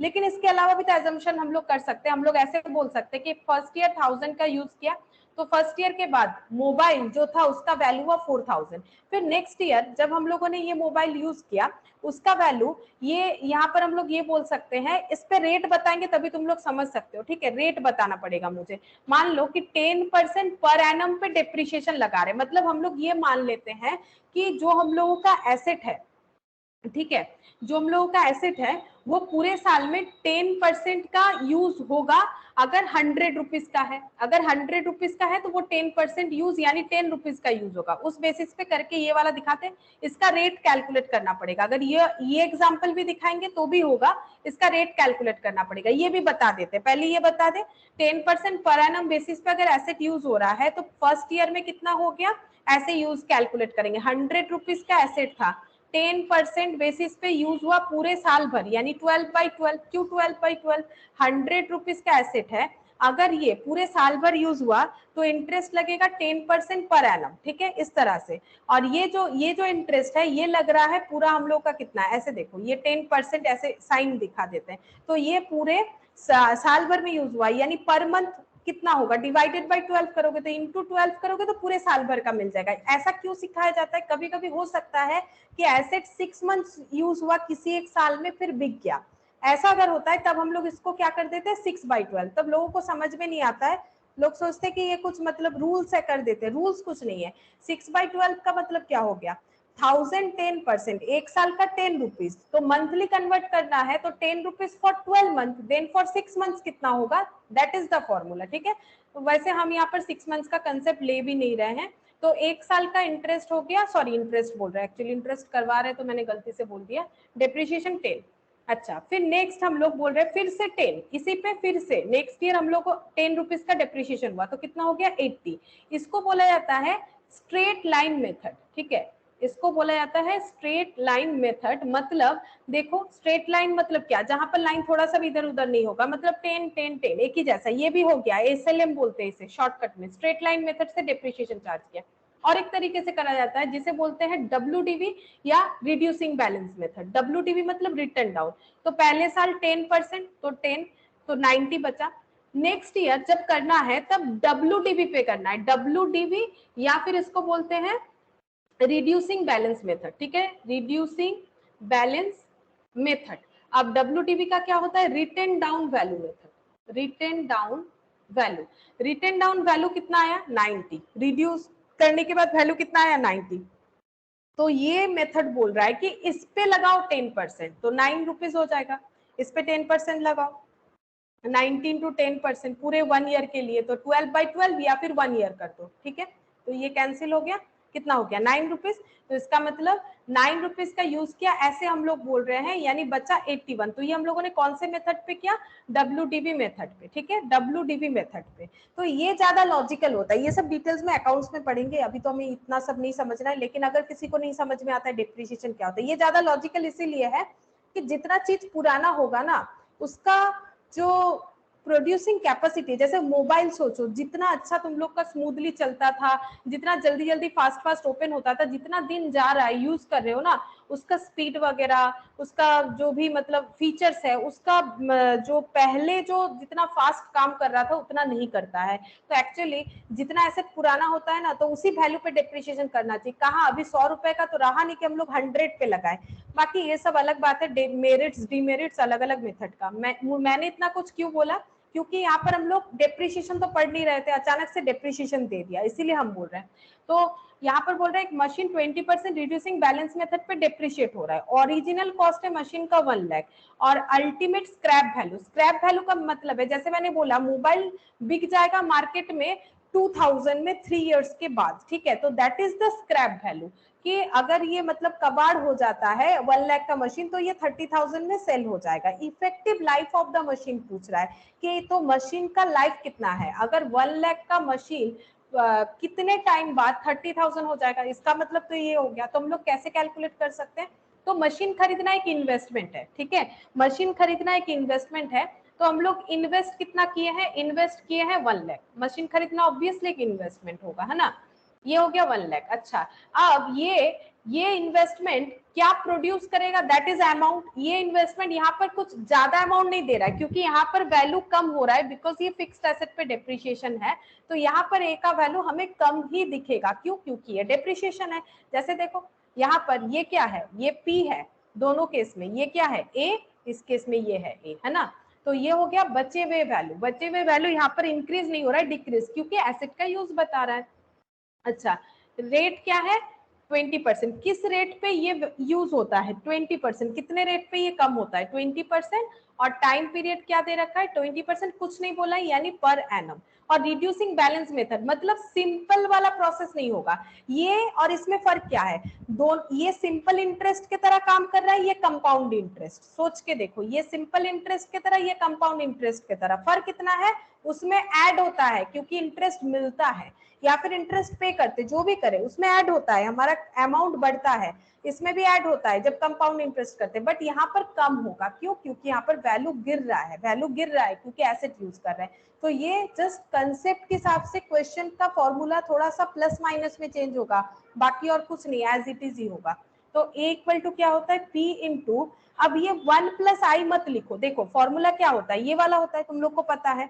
बट प्रॉब्लम यह है, यहाँ पर इंटरेस्ट ऐड कहाँ हो रहा है, यहाँ पर जो इंटरेस्ट है उसकी वजह से, मतलब जो यूज का इंटरेस्ट रेट है उसके वजह से वैल्यू तो कम हो रहा है। मतलब 1 रुपीज 1 ईयर बाद 20% पर एनम में, मतलब यहाँ पर तो मैटर ये था ना कि 120 जुड़ के 120 हो जाएगा अगर इंटरेस्ट का बात होता, बट ये यूज का बात है, तो 120 लेस होके 80 हो जाएगा। दैट्स वाई यहाँ पर माइनस लिखना है। बाकी ये कोई अलग फॉर्मूला मत सोचो, क्योंकि कंसेप्ट वाइज बहुत सारा चीज होता है, हर चीज का फॉर्मूला होगा, बता दिया जाएगा, ऐसा बात नहीं है। हम लोग को भी कुछ कंसेप्ट यूज करना चाहिए। तो यहाँ पर ए का वैल्यू 30,000, इनिशियल इन्वेस्टमेंट कितना है, 1 लाख, ठीक है। और ये कितने में कम हो जाएगा, 20% पर एनम। कितने टाइम के लिए यूज हो रहा है वही हमें कैलकुलेट करना है, नहीं पता। तो 30,000 डिवाइडेड बाई 1 लाख कर देते हैं, कितना होगा, 30,000 डिवाइडेड बाई 1 लाख, तो ये हो गया 0.3, ठीक है। ये यहाँ पर डिवाइड करने से 0.3, यहाँ पर कितना बचा, 1 minus 20%, 1 minus 20% to the power N, तो 20% मतलब 20 डिवाइडेड बाई 100, कितना आ गया, 0.2, माइनस 1 कर दो, कितना आ गया, माइनस नहीं होगा, ठीक है, वो मैंने पीछे -1 किया तभी तुम लोग को माइनस दिख रहा है। ये प्लस और माइनस, ये वाला जो ऑप्शन है कैलकुलेटर में यूज करोगे, नेगेटिव वैल्यू ऑटोमेटिकली सही हो जाएगा, ठीक है। तो ये 0.3 हो गया, ये 0.8 हो गया, 0.8 टू दी पावर n, ठीक है। अब हम लोग n कैसे कैलकुलेट करेंगे, क्योंकि एमसीक्यू है, इसका एक सिंपल तरीका है, क्या करना है, 0.8 को हम लोगों को टू दी पावर n मतलब क्या, इसको मल्टीप्लाई करते जाना है जब तक 0.3 नहीं आ जाता है। तो देखो 0.8 इंटू 2 3 4 5, अच्छा 5 में कितना आया, देखो 0 पॉइंट यहाँ पर लिख लेते हैं, n इक्वल टू अगर 5 होता है तो आता है वैल्यू लगभग 0.32768, ठीक है। अच्छा, लेकिन हमें चाहिए 0.3, तो देखते हैं इसके बाद करने से कितना आएगा। तो फिर से इक्वल करो, कम आ गया, कितना आया, यहाँ पर देखो लिख लेते हैं, n इक्वल टू अगर 6 करोगे तो 0.26214 आ जाएगा, 2144 है शायद, 44 आ जा रहा है, ठीक है।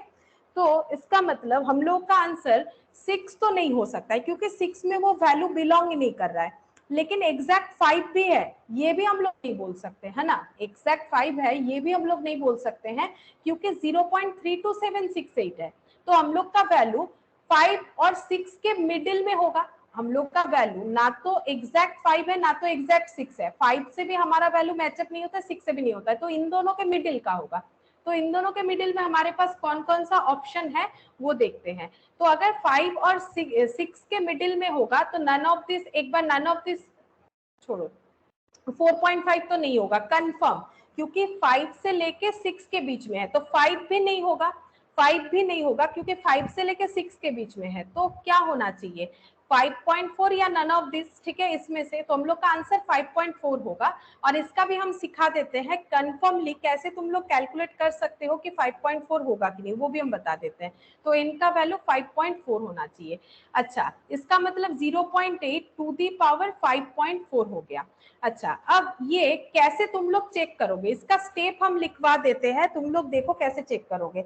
इसको बोलते हैं डर्टी पावर। क्या बोलते हैं? ये पावर तो है बट इसको हम लोग बोलेंगे डर्टी पावर। क्यों डर्टी पावर बोलेंगे? ये कैलकुलेटर में सॉल्व नहीं हो सकता है, लेकिन हो सकता है, इसका अलग रूल्स है जो तुम लोग को नहीं पता होगा। अगर पता है तो भी ठीक है, ठीक है, मुझे नहीं पता है कि नहीं, बट डर्टी पावर को भी हम लोग थ्रू कैलकुलेटर सॉल्व कर सकते हैं, लेकिन बहुत मतलब थोड़ा सा टाइम टेकिंग होता है, थोड़ा सा याद भी रखना पड़ता है, बहुत सारे स्टेप्स होते हैं।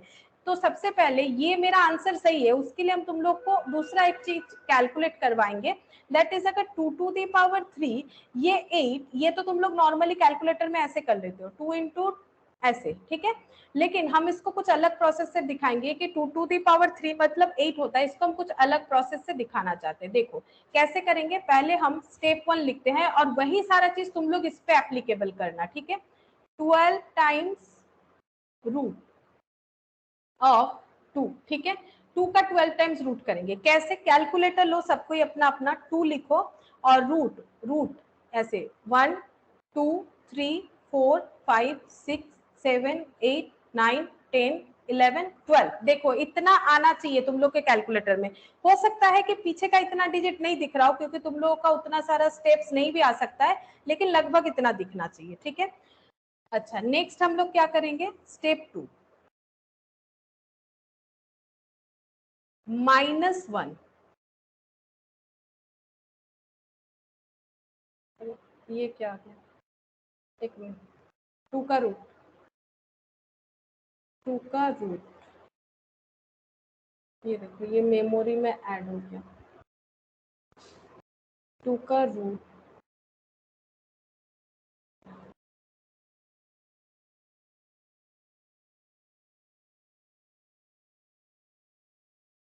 टू थ्री नेगेटिव क्या सब दिखाने लग गया। 2 3 4 5 6 7 8 9 10 11 12। एक मिनट, हम ना कैलकुलेटर से कंफर्म हो जाते कितना होगा। एक मिनट, 2 1 2 3 4 5 6 7 8 9 10 11 12, 1.0001692333। हाँ ठीक है, यही वाला होगा, यही वाला होगा। फिर हम लोग को करना है -1, -1। ये यहाँ पर ऐसा क्यों दिखा दे रहा है भाई, -1 कर दिया, देखते हैं उसमें क्यों नहीं हो रहा है। -1 होगा। स्टेप 3, स्टेप 3 -1 के बाद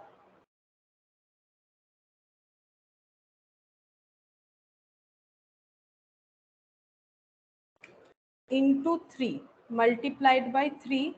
फिर स्टेप 4 हम बता देते हैं, एक मिनट। Step 4 +1 into equal 2 3 4 5 6 7 8 9 10 11 12।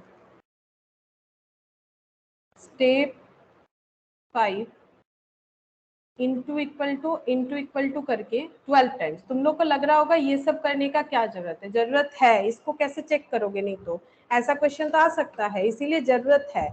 तो एक सेकंड हम देख लेते हैं मेरे लैपटॉप वाले कैलकुलेटर में कैसे होगा, क्यों नहीं हो रहा है। तुम लोग इसको फॉलो करके देखो 8 आ रहा है कि नहीं। पहले सबको अपना अपना कैलकुलेटर लो, एक बार हम लोग चेक कर लेते हैं, उसके बाद हम यहाँ पर भी देखते हैं होता है कि नहीं, ठीक है। यहाँ पर कुछ एक अलग फंक्शन होगा, इस वजह से नहीं हो रहा शायद, फिर भी हम देखते हैं वहां पर हो जाएगा। 2 को पहले हम लोग 12 टाइम्स रूट करेंगे, 1 2 3 4 5 6 7 8 9 10 11 12। इसमें आंसर जो आएगा हम लिख देते हैं, इसमें आंसर आएगा 1.0016923969 ऐसे आ रहा है कैलकुलेटर में, ठीक है। प्लीज करके देखो, -1 कर दो।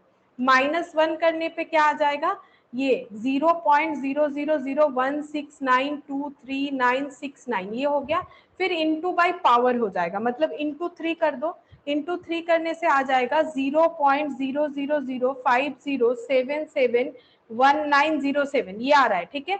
फिर +1 कर दो, +1 करने पे ये 1.00050771907। अब तुम लोग को करना है इनटू इक्वल टू, ठीक है। फिर उसके बाद मेमोरी प्लस करना है, into equal to memory plus, ठीक है। Into equal to memory plus 12 times, into equal to memory plus 2 बार, 3 बार, 4 बार, 5, 6, 7, 8, 9, 10, 11, 12। फिर एमआरसी करना है, ठीक है, एमआरसी। फिर उसके बाद मेमोरी रिकॉल, ये वाला दिखाना है तो तुम लोग का 2 आ जाएगा, ठीक है। यहाँ पर देखो, इनटू इक्वल टू करके यहाँ पर स्टेप 5 में, स्टेप 6 में शो होगा तुम लोगों को 2, ठीक है, 2 शो हो जाएगा। एक बार हम देख लेते हैं ये लैपटॉप वाले कैलकुलेटर में कैसे होगा, ठीक है। तुम लोग एक बार ट्राई करो, तुम लोग एक बार देखो करके हो रहा है कि नहीं।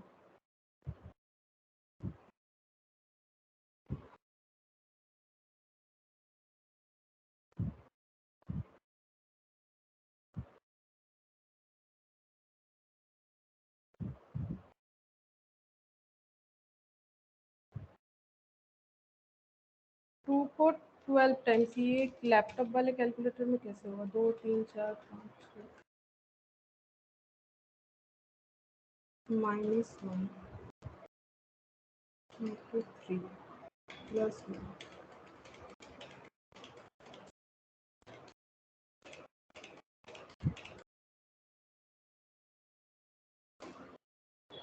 तो एक मिनट, शायद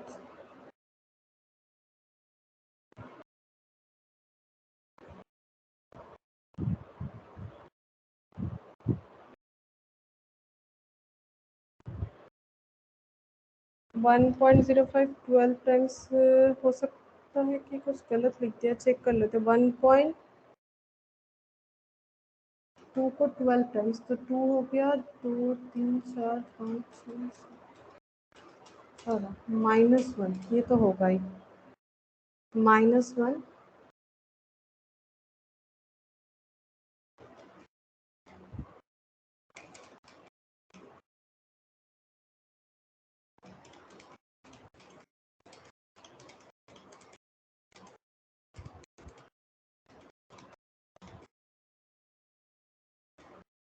क्या पता मेरे इस कैलकुलेटर में भी गलत क्यों दिखा रहा है भाई। रुक जाओ एक मिनट, क्या गलत लिख दिया मैंने फॉर्मूला।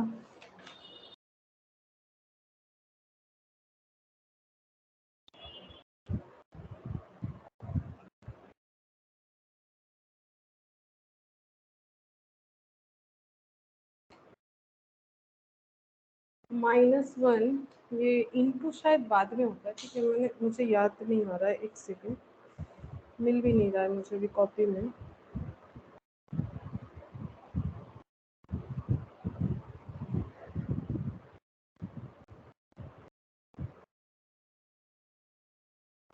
अच्छा ठीक है, ये शायद ना मेरा फॉर्मूला, मेरा भी नहीं, ये नहीं आ रहा है, ठीक है। 2 तो नहीं आ रहा है, शायद मैंने यहाँ पर कुछ एक आगे पीछे लिख दिया है सीक्वेंस, ठीक है। मेरे पास अभी वो वाला कॉपी नहीं लिया है मैंने अभी, क्लास मतलब जहाँ पर है वहाँ पर मेरे पास कॉपी नहीं है कि हम ये वाला रेक्टिफाई करें, लेकिन मैंने कैलकुलेटर पे करके देखा 2 तो नहीं आ रहा है मेरा। शायद कुछ इधर उधर स्टेप हो गया है, यही सारे स्टेप्स होते हैं बट शायद कुछ इधर उधर स्टेप हो गया है।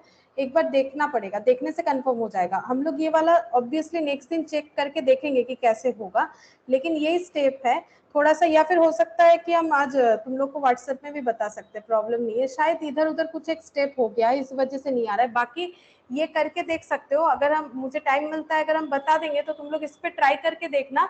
क्यों हम बोल रहे हैं, ये ट्राई करके देखोगे ना तो तुम लोग को एग्जैक्ट 0.3 मिल जाएगा, इस तरह से मिल जाएगा, तभी तो कंफर्म हो पाओगे कि 5.4 होगा कि नहीं होगा। नहीं तो ये तो कंफ्यूजन हो सकता है ना कि नन ऑफ दिस भी होगा।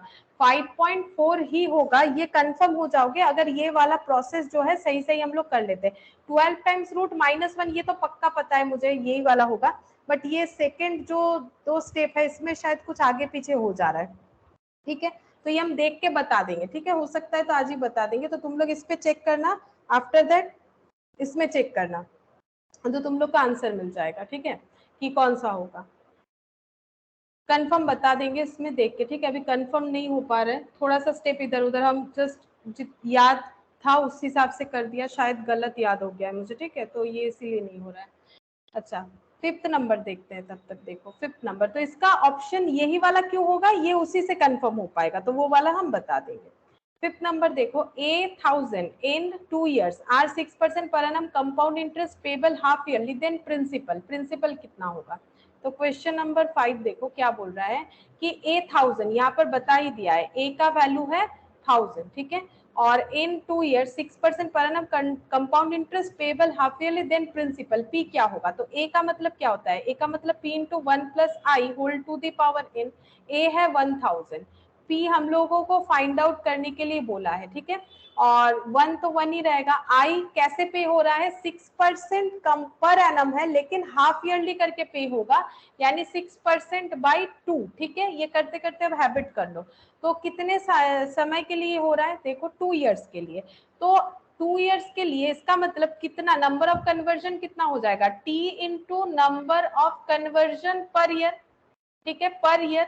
तो 1 year में अगर कंपाउंडेड हाफ ईयरली होता है तो 2 बार कन्वर्जन होता है, तो 2 साल में कितना होगा, 4 बार, तो 2 और यहाँ पर 2, टाइम पीरियड है 2 years। तो देखो अगर कंपाउंडेड हाफ ईयरली होता है तो conversion 2 times for 1 year, again 2 times, तो 4 हो जाएगा, इसीलिए 4 होगा आंसर, ठीक है, नंबर ऑफ कन्वर्जन 4 हो गया। अब इसको कैलकुलेट कर लेना है हम लोग को, p इंटू 1 प्लस ये हो गया 3%, ठीक है, 3 divided by 100, 0.03 to the power 4, तो प्लस 1 टू दी पावर 4, तो इंटू 2 3 4, ठीक है, ये हो गया 2 3 4, तो 1.1255081। तो P कैसे कैलकुलेट करोगे, P का वैल्यू हो जाएगा 1000 डिवाइडेड बाय ये वाला वैल्यू होगा, ठीक है। तो कैसे कर सकते हो इसको, मेमोरी प्लस में रखो कैलकुलेटर में, ठीक है, फिर लिखो 1000, फिर यहाँ पर डिवाइड वाला साइन यूज करो, divide MRC, MRC memory recall, तो ये हो गया, इक्वल कर दो, आंसर मिल जाएगा। मतलब देख के फिर कैलकुलेटर से हटा के लिखने का जरूरत नहीं है, क्या करना है, ये जो आंसर आ गया तुम लोग को क्या करना है, तुम लोग को ये देख के तो समझ में आ रहा है ना कि P कैसे निकलेगा, P सिंपल है, P ऐसे निकलेगा 1000, या फिर ऐसे देख लो ना, ऐसे कर लो 1000 डिवाइडेड बाई, ये तो समझ में आ ही रहा है, 1000 divided by 1.03 whole to the power 4 equal to P होगा। लेकिन पहले ये कैलकुलेट करना पड़ेगा, तभी तो हम लोग 1000 से डिवाइड कर पाएंगे। तो पहले ये मैंने कैलकुलेट कर लिया, उसके बाद मैंने कैलकुलेटर पे किया मेमोरी प्लस, ठीक है, फिर लिखा 1000, फिर प्रेस किया MRC मेमोरी रिकॉल, ठीक है, तो 1000 लिखने के बाद डिवाइड करके मेमोरी रिकॉल किया, तो मुझे P का आंसर डायरेक्टली मिल गया 888, ठीक है। इस तरह से कैलकुलेटर का यूज कर सकते हो। तो 1.03 टू दी पावर 4 करके मेमोरी प्लस कर दो, ठीक है, फिर 1000 लिखो, डिवाइड MRC कर दो, आंसर मिल जाएगा 888.48। देखते हैं ऐसा कोई ऑप्शन था कि नहीं, 888. अच्छा, ये 5 वाला ऑप्शन हो जाएगा हम लोगों का, इसका मतलब डी हो जाएगा, है ना, 888 कहीं पर भी नहीं है, तो फिफ्थ का ऑप्शन नन ऑफ दिस हो जाएगा, फिफ्थ वाला ऑप्शन नन ऑफ दिस हो जाएगा। अच्छा, एक बार हम ऑप्शंस को चेक कर लेते हैं हम लोग का, मुझे ये वाला नहीं दिख रहा है, तो एक बार देख लेते हैं फिफ्थ का नन ऑफ दिस है कि नहीं।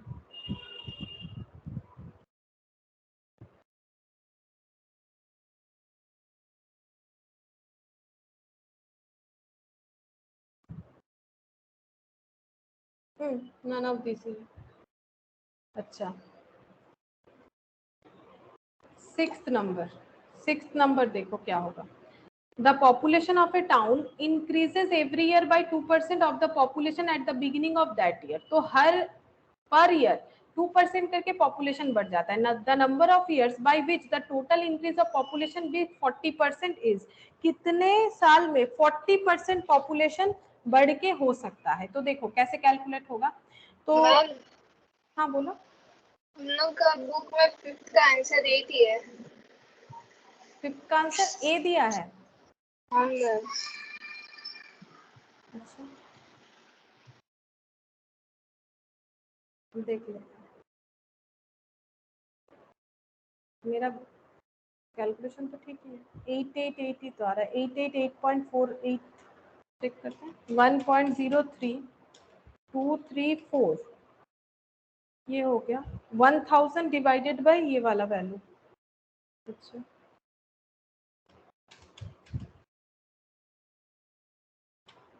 888 ही आ रहा है 888.48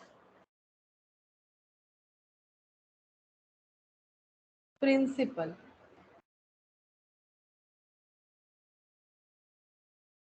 देन प्रिंसिपल पी इज, हाँ तब गलत है। ठीक है यही होगा, यही वाला आंसर होगा। ठीक है या तो उसको ए कर लेना है या तो डी करना है, यही वाला आंसर होगा क्योंकि 1000 बन जाएगा 2 इयर्स बाद। 6% per annum compound interest payable half yearly बोला है, तो हाफ ईयरली मतलब तो 2 हो गया, 2 इयर्स में 4 टाइम्स होगा, तो 4 टाइम्स होने पे आंसर यही वाला होगा। ठीक है वो गलत है, अगर है तो यही वाला होगा। तो हम लोग का सोल्यूशन ठीक हुआ है तो उसको डी कर लो, डी, या फिर ये 8 करना पड़ेगा तब हो जाएगा। अच्छा 6 नंबर का देखो, 6 नंबर में जो बोला था, ठीक है हम लोग का सही है ये वाला। ठीक है ये वाला सही है, वो ऑप्शन गलत है।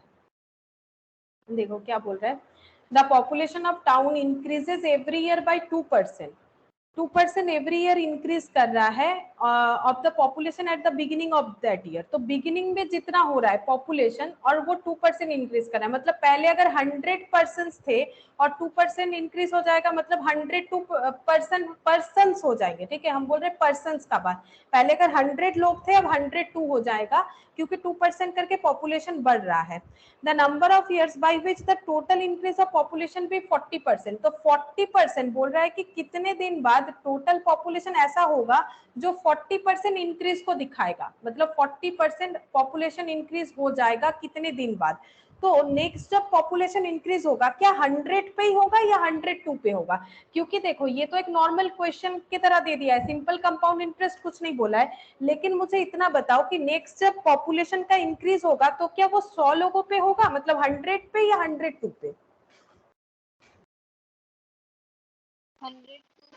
102 पे होगा, इतने लोगों पे फिर और भी जो है पॉपुलेशन बढ़ेगा, फिर जितना आएगा फिर उतने लोगों पे बढ़ेगा, यानी कंपाउंड इंटरेस्ट बेसिस पे हमें करना पड़ेगा। ठीक है तो हम लोग को बोल रहा है कि कितने ईयर में 40% पॉपुलेशन इंक्रीज हो सकता है, कितने ईयर में। ठीक है 40% पॉपुलेशन इंक्रीज हो सकता है, तो अगर इनिशियली 100 है तो 40% इंक्रीज होने से कितना हो जाएगा 140, ऐसा हम लोग बोल सकते हैं। तो ये ए हो गया, ये पी हो गया, ये रेट ऑफ इंटरेस्ट हो जाएगा। ठीक है मतलब आई हो गया, सॉरी ये आई नहीं होगा, ये 40% टोटल इंक्रीज कर रहा है और इंक्रीज जो पर एनम कैसे हो रहा है ये वाला, ये आई हो जाएगा। मतलब पूरे चीज को अगर हम लोग ऐसे देखें कि 102% पे इतना हो गया, फिर 102 पे 2%, फिर 100 जितना आएगा उस पे 2%, ऐसे करते करते ओवरऑल 40% बढ़ जाना चाहिए। ठीक है क्योंकि मैंने यहाँ पर दो अलग ड्रॉ कर दिया तो इसलिए तुम लोग को ऐसा लग सकता है कि मैटर ये है कि ये अलग से 40% दिखा रहे, नहीं हम ये बोलना चाह रहे हैं कि अगर पॉपुलेशन 100 है वो 2% पे बढ़ता जाएगा, तो पहला हो गया 102, फिर 2% पे बढ़ के कुछ एक होगा, फिर 2% पे बढ़ के कुछ एक होगा। क्वेश्चन बोल रहा है कि ये 100 40% कब इंक्रीज हो जाएगा, मतलब 140 जो हो जाएगा ये कितने टाइम पीरियड में होगा ये पूछा जा रहा है। तो ये हो गया पी, ठीक है ये हो गया ए। 2% हो गया हम लोगों का ग्रोथ रेट, ठीक है पॉपुलेशन का ग्रोथ रेट, कितने टाइम में ये हो सकता है 100 140। तो चेक करते हैं a equal to P into 1 plus i whole to the power n। तो a कितना है 140, p कितना है 100, ये हम लोगों ने एजम्पशन ले लिया। ठीक है मतलब परसेंटेज के हिसाब से, यहाँ पर 40% बोला था ना इसीलिए। 1 प्लस आई का मतलब कितना है 2%, तो ये टू दी पावर कितना हो जाएगा n हो जाएगा। ठीक है n ही तो हमें ढूंढना है, तो 140/100 कितना हो सकता है, देखो 140/100, तो ये हो गया 1.4। 1.4 इक्वल टू 2% मतलब कितना हो जाएगा 2 डिवाइडेड बाई 100, तो ये हो गया 1, गलती से पूछ 2 डिवाइडेड बाई 100, तो ये हो गया 0.2 plus 1 1.02 1.02 to the power n। अब हम लोग क्या करेंगे 1.02 को मल्टीप्लाई करते जाएंगे कि कब हम लोगों का 1.4 आता है, तो 1.02 इंटू 2, 2 टाइम्स में नहीं, ये तो 1.4 है, 3 4 5 6, 7, 8, 9, 10, 11, 12, 13, 14, 15, 16, 17, 17 में आया, कितना आया 17 में देखो 1.400 आ तो रहा है, ठीक है, n इक्वल टू 17 में आ रहा है 1.4002, ठीक है। तो 17 तो कर लिया, 18 पे चेक करते हैं, 18 पे 1.42 आ गया, देखो 18 में 1.42 आ गया, 1.4282, ठीक है, लेकिन हमें तो सिर्फ 1.4 चाहिए, ओनली 1.4 चाहिए, उसके बाद कोई डिजिट नहीं है, तो ज्यादा अप्रोप्रिएट ये वाला लग रहा है, ठीक है, ज्यादा अप्रोप्रिएट ये वाला लग रहा है। तो ऑप्शन देखते हैं कितने साल में होगा, ऑप्शन दिया हुआ है 10, तो 10 तो होगा नहीं, देखो 17 और यहाँ पर कितना दे रखा है 18 के मिडिल में होना चाहिए, ठीक है, तो ऑप्शन यहाँ पर 7 है नहीं होगा, 10 है नहीं होगा, 17 इयर्स अप्रोक्स दे रखा है, नन ऑफ दिस। तो देखो जब हमें ऐसे क्वेश्चन में, ये मैंने पहले दिन ही बोला था, नन ऑफ दिस हम लोग तब लेंगे जब हमारे पास कोई भी ऐसा नियरेस्ट वैल्यूज नहीं रहेगा, तो 7 तो होगा नहीं क्योंकि हम लोग का ऑप्शन 17 और 18 के मिडिल में आ रहा है, तो 10 भी नहीं होगा, इसका मतलब 17 ईयर अप्रोक्स यानी सी हो जाएगा, ठीक है, सी हो जाएगा, सी 17 ईयर अप्रोक्स। अब देखो ये 17 ही होगा कि नहीं, उसके लिए मैंने जो मेथड बोला ना, जो मैंने पूरा नहीं कर पाए हम, मुझे याद नहीं है अभी थोड़ा, ठीक है, तो इसको तुम लोग जब इस फॉर्मूले को अप्लाई करोगे ना, तब तुम लोग एग्जैक्टली ये आइडेंटिफाई कर पाओगे कि 17 होगा कि 18 होगा, एग्जैक्टली आइडेंटिफाई कर पाओगे। जैसे पहले तुम लोगों को देख लेना है कि तुम लोग का नियरेस्ट आंसर कौन सा है, तो तुम लोग का ऐसा लग सकता है या तो 17 होगा या तो नन ऑफ दिस होगा, ठीक है। अब ये नन ऑफ दिस क्यों नहीं होगा, 17 ही क्यों होगा, उसके लिए हम लोग वो मेथड से चेक करके देखेंगे ना, इस पे 17 अप्लाई करके देखेंगे कि आ रहा है कि नहीं, एग्जैक्टली 1.4, ये तो रिवर्स मेथड पे देख रहे हैं, बट हम लोग इस तरह से भी चेक करके देख सकते हैं, लेकिन उसके लिए ये मुझे बताना पड़ेगा, ठीक है। अच्छा, तो इसका ऑप्शन हम लोग का सी हो गया। अच्छा, नेक्स्ट देखो 7th number question, the difference between compound interest and simple interest on a certain sum of money invested for 3 years at 6% per annum is 110.16 principal। बोल रहा है कि डिफरेंस जो है सिंपल इंटरेस्ट और कंपाउंड इंटरेस्ट का, तो सिंपल इंटरेस्ट कैसे कैलकुलेट होता है, P into R into T, R by 100 into T, ये होता है सिंपल इंटरेस्ट। कंपाउंड इंटरेस्ट कैसे कैलकुलेट होता है, कंपाउंड इंटरेस्ट हम लोग बोल सकते हैं कि amount minus principal, that is compound interest, और अमाउंट कैसे होता है, P into 1 plus i whole to the power N minus p, तो P कॉमन ले लो, 1 plus i whole to the power N minus 1, ठीक है, ये मैंने अलग से नहीं दिखाया था, बट इस तरह से ये फॉर्मूला बन सकता है। अब बोल रहा है कि difference between the compound interest and simple interest, मतलब compound interest minus simple interest, ये कितना है, ये बोल रहा है कि 110.16 है, 110.16 है, और इन्वेस्टमेंट किस तरह से हुआ है, इन्वेस्टमेंट कुछ इस तरह से हुआ है, money invested for 3 years 6% per annum. देखो इसको कैसे करेंगे, तो अगर कंपाउंड इंटरेस्ट होता है तो फॉर्मूला पहले लिख लेते हैं, यहाँ पर P into 1 plus i whole to the power n minus 1 minus of P। अब देखो R हो या I, बात तो एक ही है, अगर हम लोग एक बार R लिखेंगे एक बार I लिखेंगे तो प्रॉब्लम ये होगा कि हम लोग सॉल्व नहीं कर पाएंगे, तो R के जगह I लिख देते हैं, उसमें तो कोई प्रॉब्लम नहीं है। और T जो है, ये T जो है इसको हम लोग क्या कर देते हैं, N कर देते हैं, ठीक है, N मतलब यहाँ पर ईयर्स, अगर हम लोग टी अलग नोटेशन लेंगे प्रॉब्लम हो जाएगा ना, यहाँ पर एन यहाँ पर टी है, यहाँ पर भले ही टी का कैलकुलेशन नंबर ऑफ कन्वर्जन में होता है, वो तो इसका प्रोसेस है, लेकिन टर्म्स क्या है उसके लिए तो एन यूज हो रहा है, यहाँ टी यूज हो रहा है, तो बेटर होगा कोई भी एक तरीके से यूज करे, तो यहाँ पर मैंने एन कर दिया, ठीक है, यहाँ पर हम लोगों ने एन कर दिया, नहीं तो सॉल्व नहीं कर पाएंगे, 110.16, ठीक है। अच्छा, अब यहाँ पर ये P ले लेते हैं, P कॉमन ले लेते हैं, ठीक है, फिर यहाँ से P कॉमन ले लेते हैं, तो ये कितना हो जाएगा 1 plus i whole to the power n minus 1 minus, ये देखो ये P, अगर ये अलग अपना एक फॉर्मूला था, ठीक है, और ये एक अलग फॉर्मूला हो गया, अगर यहाँ से P कॉमन ले लेते हैं तो ये दोनों से P कॉमन लेने का मतलब यहाँ क्या बचेगा, 1 plus i whole to the power n minus 1, और यहाँ पर क्या बचेगा, आई एन डिवाइडेड बाय 100, ठीक है, IN डिवाइडेड बाय 100, 100 हटा देते क्योंकि यहाँ 100 नहीं लिखा है तो यहाँ भी नहीं लिखेंगे, नहीं तो मिसमैच होगा ना, कोई भी एक तरीके से हमें फॉलो करना है। यहाँ अगर 100 नहीं लिखेंगे तो यहाँ भी नहीं लिखेंगे, अगर लिखेंगे तो दोनों में लिखेंगे। तो 100 से कैलकुलेशन बड़ा हो सकता है, हम 100 हटा दिए, 110.16 हो गया, ठीक है। अच्छा, अब यहाँ पर देखो रेट ऑफ इंटरेस्ट, आई का वैल्यू कितना बताया था क्वेश्चन में, आई का वैल्यू बताया 6% पर एनम, तो यहाँ पर लिख देते हैं 6% पर एनम, ठीक है। और एन का वैल्यू क्या बताया, 3 इयर्स के लिए, 3 इयर्स, ठीक है, 3 इयर्स, -1 माइनस आई इंटू एन, आई कितना है 6%, एन कितना है 3, ठीक है, 110.16, तो यहाँ पर कैलकुलेट कर लो, 6% मतलब 6/100, 6% का मतलब 6/100 +1 ये हो गया इंटू 3 टाइम्स, ठीक है, 3 टाइम्स इंटू 2 3, ठीक है, 3 टाइम्स हो गया, -1 तो ये कुछ इतना हो रहा है 0.191016, और 6% इंटू 3 का वैल्यू कितना होता है ये भी दिखा देते हैं, ये लिख लेते हैं 0.191016,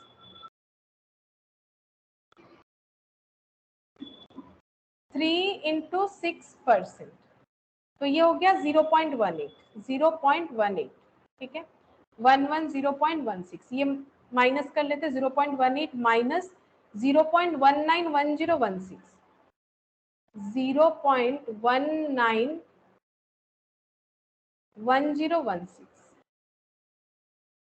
ठीक है, ये हो गया 0 पॉइंट, मतलब वो आगे पीछे किया इसलिए माइनस दिख रहा है, 0.01106, ठीक है। तो P इक्वल टू हो गया 100.16 डिवाइडेड बाय 0.011016, ठीक है, ये प्रिंसिपल वैल्यू हो जाएगा। तो ये वाला मेमोरी प्लस कर लेते हैं, यहाँ पर 11 कितना लिखेंगे 110.16 डिवाइडेड बाय MRC करते हैं। अच्छा, यहाँ कुछ अलग वैल्यू दिखा दिया जबकि वैल्यू ये था, वो मेमोरी प्लस हो जाता है एक बार करने पे, फिर वो वहीं पर स्टोर हो जाता है, ठीक है, कोई बात नहीं, हम इंडिविजुअली लिख के कर लेते हैं। 110 तुम लोग कैलकुलेटर में कर सकते हो, वहां पर नहीं होगा, यहाँ पर बहुत सारा रह जाता है इसलिए बार बार मेमोरी प्लस हो जाता है, डिलीट करना पड़ेगा। 110.16 डिवाइडेड बाय 0.01106,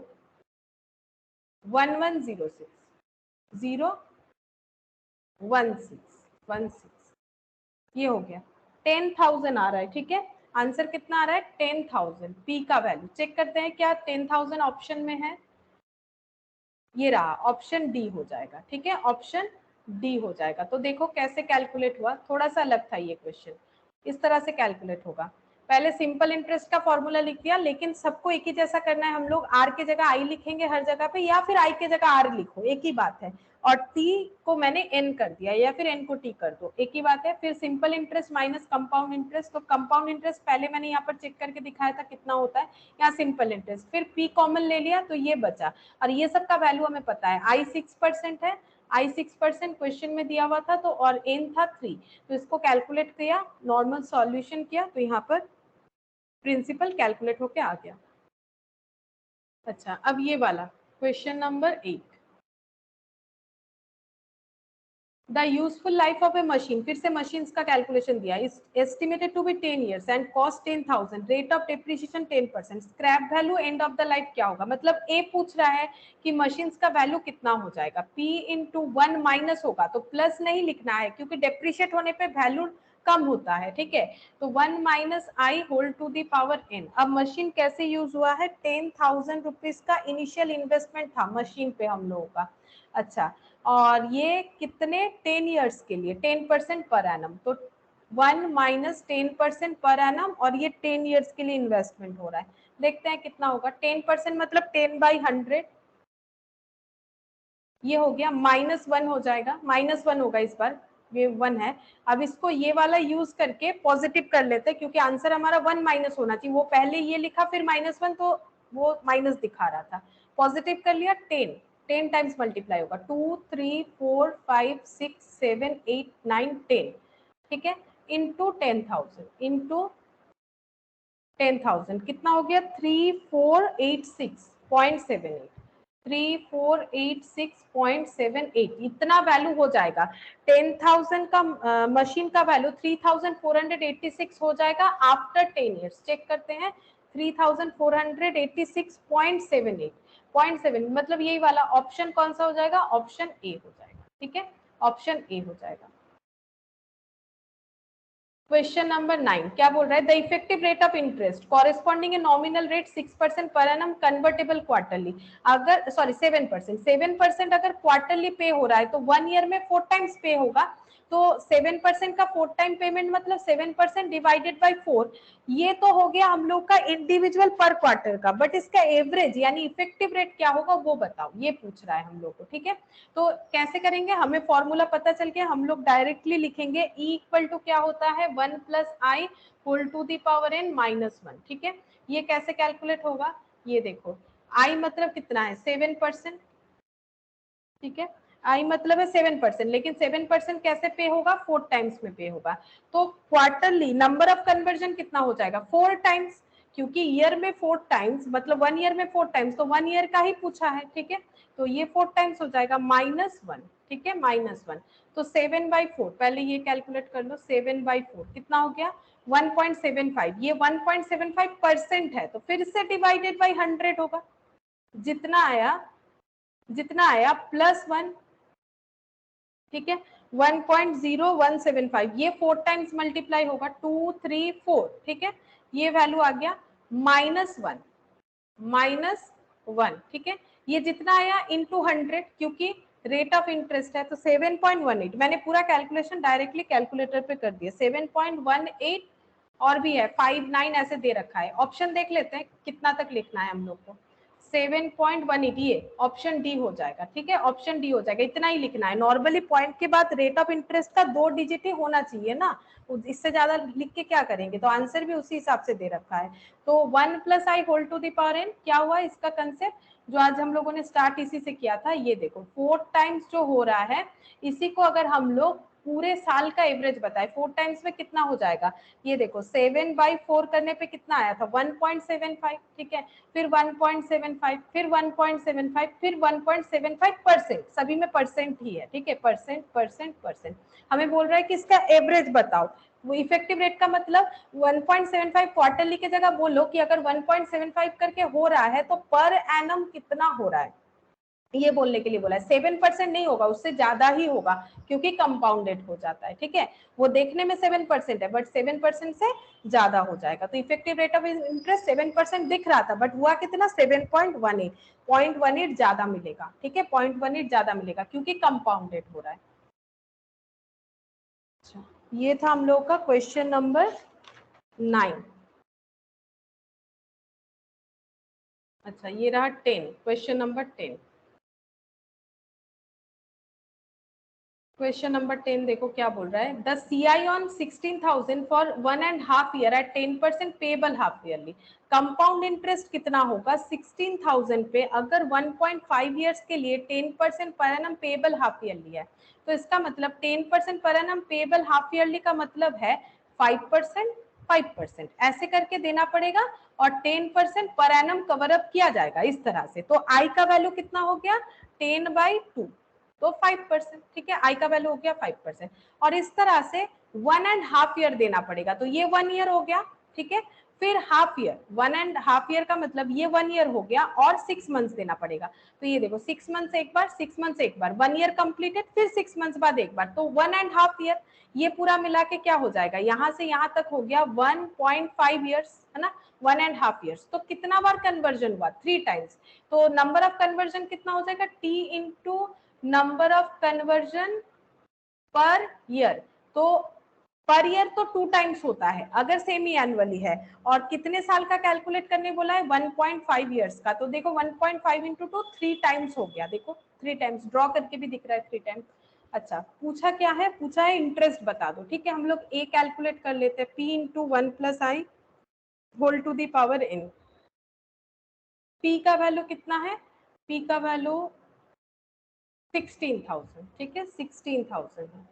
आई का वैल्यू हो गया 5%। ठीक है, अगर हम 10/2 करके लिख ही लेते हैं, और 3 यहाँ पर 3 हो जाएगा, तो 5% मतलब 5/100 +1 1.05 3 टाइम्स 2 3, ठीक है 3 टाइम्स हो गया, इंटू 16,000 इंटू 16,000 18,522 आ रहा है, ठीक है ये ए आ गया 18,522, बट हम लोगों को सीआई पूछा था, इंटरेस्ट बताओ, तो माइनस करो 18,522 मिल गया बाय इन्वेस्टिंग 16,000, तो माइनस करने पे 2522 होना चाहिए। देखते हैं ऑप्शन ऐसा कुछ है कि नहीं। 2522 ये रहा ऑप्शन बी, है ना 2522 हो जाएगा। Question number 11, the CI on 40,000 at 10% per annum for 1 year when the interest is payable quarterly, 10% पूरे 1 ईयर में पे करना है, लेकिन क्वार्टरली 1 2 3 4, क्वार्टरली मतलब 4 टाइम्स, तो पूरे साल भर में इनको कंप्लीट करना है 10% पर एनम, बट पे करेंगे 4 बार में, तो 10% डिवाइडेड बाय 4 यानी 2.5% करके पर क्वार्टर का इंटरेस्ट हो जाएगा, 2.5% करके पर क्वार्टर का इंटरेस्ट हो जाएगा। अब क्या बोल रहा है, कंपाउंड इंटरेस्ट कैलकुलेट करो 40,000 पे, इन्वेस्टमेंट कितना कर रहे हैं 40,000, इस पे सीआई कितना होगा ये पूछ रहा है। अगर 1 ईयर के लिए हम लोग कर रहे हैं तो 1 ईयर का इतना ही हो जाएगा, 1 ईयर में एन का वैल्यू क्या हो जाएगा, T into number of conversion per year, ठीक है। तो क्वार्टरली अगर होता है तो पर ईयर में कन्वर्जन 4 टाइम्स होता है, और 1 ईयर का बात हो रहा है, टी का वैल्यू 1 तो 4 टाइम्स हो जाएगा, तो a equal to P into 1 plus i whole to the power n। p का वैल्यू है 40,000, i का वैल्यू है 2.5 और n का वैल्यू है 4, तो फिर से कैलकुलेट करो 2.5 डिवाइडेड बाय 100 प्लस 1 1.025, ठीक है 1.025 4 टाइम्स 2 3 4, ठीक है 4 टाइम्स हो गया इंटू 40,000 44,152 0.5 भी आ रहा है, ठीक है 0.515 ऐसे आ रहा है, सीआई पूछा है, तो सीआई कितना हो जाएगा, माइनस कर दो 40,000 से, माइनस 40,000, इनिशियल इन्वेस्टमेंट हटा देते हैं, इंटरेस्ट कितना हो गया 4152 पॉइंट, अब देखते हैं पीछे पॉइंट वाला आंसर है भी कि नहीं, 4152.51, हाँ है सी, तो 51 तो हो रहा है, ठीक है, अब ऑप्शन में है तो हम लोग भी 51 लिख देते हैं, तो ऑप्शन सी हो जाएगा, ठीक है ऑप्शन सी हो गया। ये था हम लोग का क्वेश्चन नंबर 11। अब देखो क्वेश्चन नंबर 12 में क्या बोला है, the difference between SI and CI on 2,400 for 2 years at 5% per annum, बोल रहा है कि सिंपल इंटरेस्ट और कंपाउंड इंटरेस्ट का डिफरेंसेस कितना होगा अगर 2,400 यानी जो प्रिंसिपल वैल्यू है वो 2 years के लिए यानी एन 2 years के लिए इन्वेस्ट होगा 5% पर एनम बेसिस पे, ठीक है। तो एक बार सिंपल इंटरेस्ट से कैलकुलेट करेंगे, एक बार कंपाउंड इंटरेस्ट कैलकुलेट करेंगे, फिर दोनों का डिफरेंस निकाल लेंगे। तो सिंपल इंटरेस्ट कितना होता है, P into R into T होता है, ठीक है, R मतलब R बाई 100 हमेशा, तो 2,400, R का मतलब कितना है, R का मतलब है 5% पर एनम, T का मतलब है 2 years, T का मतलब है 2 years, तो ये कितना हो जाएगा 0 0 0 0 कैंसिल, ये हो गया 10 240 हो जाएगा, ठीक है ये 240 हो जाएगा सिंपल इंटरेस्ट में। अच्छा कंपाउंड इंटरेस्ट का कितना होगा, कंपाउंड इंटरेस्ट का कैसे कैलकुलेट करेंगे, यहाँ पर कंपाउंड इंटरेस्ट हो जाएगा डायरेक्टली कर सकते हैं बट फॉर्मूला बहुत बड़ा हो जाएगा, हम लोग ए से कैलकुलेट कर लेते हैं। P का वैल्यू है 2,401, यहाँ पर I जो है वो कंपाउंडेड कुछ नहीं बोला है, मतलब कंपाउंडेड भी एनुअली है, यानी 5% मिलेगा तो 5% 5% 2 बार मिलेगा, ठीक है इस तरह से, तो पूरे साल में कितना बार कन्वर्जन होगा, एक ही बार होगा, तो 5% होल टू दी पावर, यहाँ पर ये देखो, यहाँ पर अगर फॉर्मूला पता करना चाहते हो तो n का वैल्यू क्या हो गया, t into number of conversion per year. अब कैसे पेमेंट होगा, ईयरली पेमेंट होगा, तो नंबर ऑफ कन्वर्जन ईयरली एक ही बार होगा, ईयर कितना है 2 है, तो यहाँ पर वैल्यू कितना हो जाएगा 2 हो जाएगा, ठीक है। तो इसको कैलकुलेट कर लेते हैं 5% यानी 5 डिवाइडेड बाय 100 प्लस 1 2 टाइम्स कर लिया मैंने इंटू 2400, तो ये वैल्यू आ गया 2646 तो इंटरेस्ट कितना हो जाएगा 2646 माइनस 2,400, तो 246, तो इंटरेस्ट हो गया 246 कंपाउंड इंटरेस्ट। अब पूछा था इन दोनों में डिफरेंस, सिंपल और कंपाउंड में डिफरेंस कितना है, तो ये रहा सिंपल इंटरेस्ट, ये रहा कंपाउंड इंटरेस्ट। इन दोनों में अगर डिफरेंस देखोगे तो 246 माइनस 240 यानी 6 रुपीज का डिफरेंस होगा, ऐसा ऑप्शन था। ये देखो डी, ऑप्शन डी 6 रुपीज का डिफरेंस होगा, यानी आंसर हो गया ऑप्शन डी। अच्छा, और 2 क्वेश्चन करवा ही देते हैं। 13 question number 13, the annual birth and death rate पर 1000, देखो ये बहुत इंपॉर्टेंट है, यहाँ पर 1000 बोला है। नॉर्मली हम लोग रेट जो है वो तो 10% परसेंटेज लेते हैं तो 10% होता है, लेकिन पॉपुलेशन की वजह से ये 1000 दे रखा है। 1000 में 39.4 and 19.4 birth and death rate, ठीक है। The number of years in which population will be doubled assuming there is no immigration or emigration is, मतलब इमिग्रेशन का मतलब है ना कोई लोग एक जगह से दूसरे जगह गए हैं, मतलब ना बाहर से कोई आया है ना कोई गया है, ठीक है। जिस जगह का ये काउंट हो रहा है, मतलब होता है ना लोग अलग अलग स्टेट में जाते हैं तो वहाँ का पॉपुलेशन ज्यादा होता है ना, जैसे शहर में लोग आते हैं तो इसमें क्या होता है पॉपुलेशन हम लोगों का बढ़ता है, वही चीज बोल रहे हैं। यहाँ इमिग्रेशन या इमिग्रेशन ऐसा कुछ नहीं हुआ है, तो क्या होगा। पहला बात है देखो, बर्थ होने का मतलब है पॉपुलेशन प्लस होना, और डेथ होने का मतलब है पॉपुलेशन माइनस होना।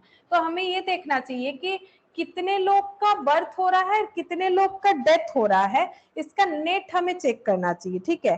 नेट के ऊपर डिपेंड करेगा, मतलब नेट इंक्रीज है कि डिक्रीज, नेट इंक्रीज है कि डिक्रीज, ये हमें पहले चेक करना चाहिए। तो हमें पता चलेगा कि पॉपुलेशन बढ़ रहा है कि कम हो रहा है, ठीक है। तो यहाँ पर देखो 1000 लोगों में यहाँ पर बताया गया है कि 39.4% लोगों का बर्थ होता है, तो 39.4, ठीक है। और 1000 लोगों में कितने लोगों का डेथ होता है 19.4, ठीक है 19.4। तो ये है आउट ऑफ 1000, ठीक है, ये आउट ऑफ 1000 है। तो 1000 लोगों में 39.4 लोगों का बर्थ होता है, ये है बर्थ रेट, ठीक है, ये है बर्थ रेट, और डेथ रेट ये है। तो इसका मतलब 1000 लोगों में एक्चुअली लोग ज्यादा, मतलब लोगों का डेथ हो रहा है, मतलब पॉपुलेशन बढ़ने का चांसेस है या फिर डिक्रीज होने का चांसेस है, ये बताओ। इन दोनों का ये तो माइनस हो जाएगा, डेथ होने पे माइनस हो जाएगा 39.4, मतलब 1000 लोगों में 39.4 लोगों का अगर बर्थ होता है तो उनमें से 19.4 लोगों का डेथ हो जाता है, तो नेट करने पे तो 20 आ गया, नेट करने पे 20 आ गया। अब बोलो कि इसका मतलब पॉपुलेशन इंक्रीजिंग है कि डिक्रीजिंग है। 39.4 लोग पैदा होते हैं, 19.4 लोगों का डेथ होता है, तो 1000 लोगों में पॉपुलेशन ग्रोथ की तरफ है कि डिक्रीज, मतलब मतलब क्या बोले, ग्रोथ की तरफ है या फिर डिक्रीज है, ये बोलो, पहले ये समझना पड़ेगा। ग्रोथ की तरफ है, ग्रोथ की तरफ है ना। 39.4 लोगों का जन्म होता है, 19.4 लोगों का डेथ होता है, तो फिर भी 20 लोग जो है वो जिंदा रहते हैं, मतलब 20 लोग बढ़ गए ओवरऑल, हर पर 1000 में 20 लोग बढ़ गए। तो रेट कितना हो जाएगा, रेट 20 डिवाइडेड बाय 1000 पे चेक करेंगे, क्योंकि ये पूरा क्वेश्चन ही 1000 पे दिया हुआ है, इनटू 100 कर देंगे, बिकॉज रेट जो है परसेंटेज में आता है। या फिर 100 नहीं करना है मत करो, कोई बात नहीं, 100 करना भी नहीं है, सॉरी 100 करना भी नहीं, क्योंकि हमें तो 100 में बोला ही नहीं है, तो 20/1000 कर देंगे डायरेक्टली, ठीक है। 20/1000 करो, यहाँ पर लिखते हैं 20/1000, 0.02, ठीक है। ये आई हो गया। रेट इन 1000, रेट इन 100 नहीं है, रेट इन 1000 बिकॉज क्वेश्चन का डिमांड है, ठीक है। अच्छा, हम लोग को बोलना है कितने दिन में पॉपुलेशन डबल हो जाएगा। अगर ऐसा ही चलता गया तो कितने दिन में पॉपुलेशन डबल हो जाएगा, तो डबल होने का मतलब हम लोग ऐसे कर लेते हैं, ठीक है। और पॉपुलेशन कंपाउंडेड होता है, भी थोड़ी देर पहले पॉपुलेशन का क्वेश्चन देखा था, तो पॉपुलेशन कंपाउंडेड होता है ना। अब फिर से जब कैलकुलेशन होगा तो करेंटली जितने लोग हैं उन पे होगा, ऐसा थोड़ी ना है कि स्टार्टिंग में जितने लोग थे उन पे होता है, नहीं होता है ना। तो डबल का मतलब हम लोग बोल सकते हैं कि पॉपुलेशन 2x हो जाएगा अगर इनिशियली x था, ठीक है। और ये कैसे पॉसिबल है, 0.02 रेट पे, ठीक है, टू दी पावर n। अब दोनों साइड से x cancel, 2 equal to 1.02 to the power n। क्या करना है, 1.02 को मल्टीप्लाई करना है कि 2 कब तक आता है, 1.02 मल्टीप्लाई करते हैं, 2 3 4 5 6 7 8 9 10 11 12 13 14 15 16 17 18 19, 20, 21, 22, 23, 24, 25, 26, 27, 28, 29, 30, 31, 32, 33, 34, 35, 35 में 1.99 आया, ठीक है। एक बार लिख लेते हैं, 35 में कितना आ रहा है, 1.9998 ऐसे आ रहा है, और कितना लिखे जरूरत नहीं है, 30। अब इसमें 2 से ज्यादा आ गया, ठीक है। 36 में 2 को एक्सीड करके चला जा रहा है 2.03, लेकिन अगर हमें नंबर 2 चाहिए तो इन दोनों के मिडिल में होगा, 35 से लेके 36 के मिडिल में। ऑप्शन चेक करते हैं, 35 है और नन ऑफ दिस है, ठीक है। देखो ये कंफर्म नहीं होगा, कंफ्यूजन इन दोनों के बीच में हो सकता है, लेकिन जितना नियरेस्ट आंसर हमारे पास रहेगा हम लोग उसे यूज करेंगे। तो 35 होगा, क्योंकि 1.99 का मतलब ऑब्वियसली हम लोग बोल सकते हैं कि 2 इयर्स है, तो n इक्वल टू हम लोग 35 लिख देंगे, और बाकी वो मेथड सिखा देंगे तुम लोग को डर्टी पावर वाला, तो तुम लोग चेक करके देख सकते हो कि एग्जैक्टली 2 आता है कि नहीं, ठीक है। तो ये 35 हो गया। And last question, question number 14, इसमें क्या बोला है, simple interest, sorry, compound interest on 4000 for 6 months at 12% payable quarterly. अब ये देखो क्या बोल रहा है, बोल रहा है कि कंपाउंड इंटरेस्ट के बेसिस पे अगर 4000 हम लोग 6 मंथ्स के लिए डिपॉजिट कर रहे हैं, तो पी कितना है, 4000, ठीक है। कितने दिन के लिए डिपॉजिट करें, 6 मंथ्स। 6 मंथ्स अगर मान लेते हैं, यहाँ से यहाँ है 6 मंथ, 6 मंथ्स के लिए डिपॉजिट कर रहे हैं, लेकिन कैसे इंटरेस्ट मिलेगा इस स्कीम पे, 12% पर एनम पेबल क्वार्टरली, ठीक है। तो 6 मंथ्स में कितने क्वार्टर होंगे, 12% पर एनम पेबल क्वार्टरली, 2 quarters. हाँ ये देखो 3 मंथ्स का हो जाएगा, है ना। तो 3 मंथ्स एंड 3 मंथ्स, क्वार्टरली का मतलब ये हो गया पूरे साल में 4 क्वार्टर्स, 1 2 3 4, ठीक है, 3 मंथ्स के लिए, ठीक है। तो 6 मंथ्स में इतना ये क्वार्टर हो जाएगा। तो इसका मतलब कैसे कैलकुलेट करेंगे हम लोग, तो A equal to P into 1 plus i whole to the power n, P का मतलब 4000, ठीक है, और I का मतलब कितना हो जाएगा, 12% अगर क्वार्टरली होगा तो डिवाइडेड बाई 4 यानी 3%, और n को कैसे कैलकुलेट करेंगे, t into number of conversion per year, ठीक है। तो t यानी यहाँ पर टाइम पीरियड, 6 मंथ्स, ईयर नहीं है। Number of conversion per year कितना होता है, नंबर ऑफ कन्वर्जन होता है ईयरली 4 टाइम्स होता है, ठीक है। अब यहाँ पर एक प्रॉब्लम है, ये मंथ है ये ईयर है, तो इनटू कैसे करें, या तो इसको ईयर में कन्वर्ट करो, सॉरी, या तो इसको मंथ में कन्वर्ट करो, या तो इसको ईयर में कन्वर्ट करो, नहीं तो 24 हो जाएगा। देखो क्योंकि हमें ड्रॉ से तो दिख रहा है 2 टाइम्स ही होगा, 2 टाइम्स हम लोग का आंसर आएगा, नहीं आएगा ऐसा बात नहीं। Number of conversion per year, 6 months मतलब कितना ईयर होता है, ये देखो इसको लिखेंगे ना ऐसे 6 मंथ्स, ठीक है। ये क्या हो गया, ये इतना टाइम्स हो गया, लेकिन ये टाइम्स तो पर ईयर का है, तो ईयर के साथ तो मंथ का हम लोग बेस कैसे बनाए, तो 6 मंथ्स मतलब 1.5 ईयर इंटू 4, ठीक है। तो 2 हो जाएगा, वैसे ड्रॉ से दिख रहा है 2, या फिर ऐसे कर सकते हैं कि 12 मंथ्स में 4 टाइम कन्वर्जन होगा अगर क्वार्टरली है, तो 1 मंथ में 4/12, देन 6 मंथ्स में 4 इंटू 6/12, तो ये हो गया 2 टाइम्स, ठीक है, 2 टाइम्स। कैसे भी करो हो जाएगा, बट यहाँ पर इस क्वेश्चन में देखने वाला चीज ये था कि ये मंथ था और ये ईयर, तो कैसे कैलकुलेट करना चाहिए। तो 3% मतलब 3 divided by 100 plus 1, 1.03 into equal to 1.0609 into 4000, ठीक है। तो ये हो गया 424, ठीक है, 424 3.6, 424 3.6।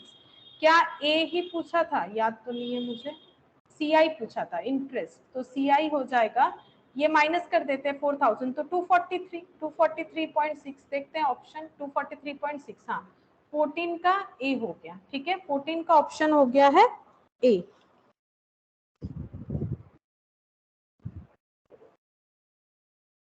बस ये कंपाउंड इंटरेस्ट था यहाँ पर।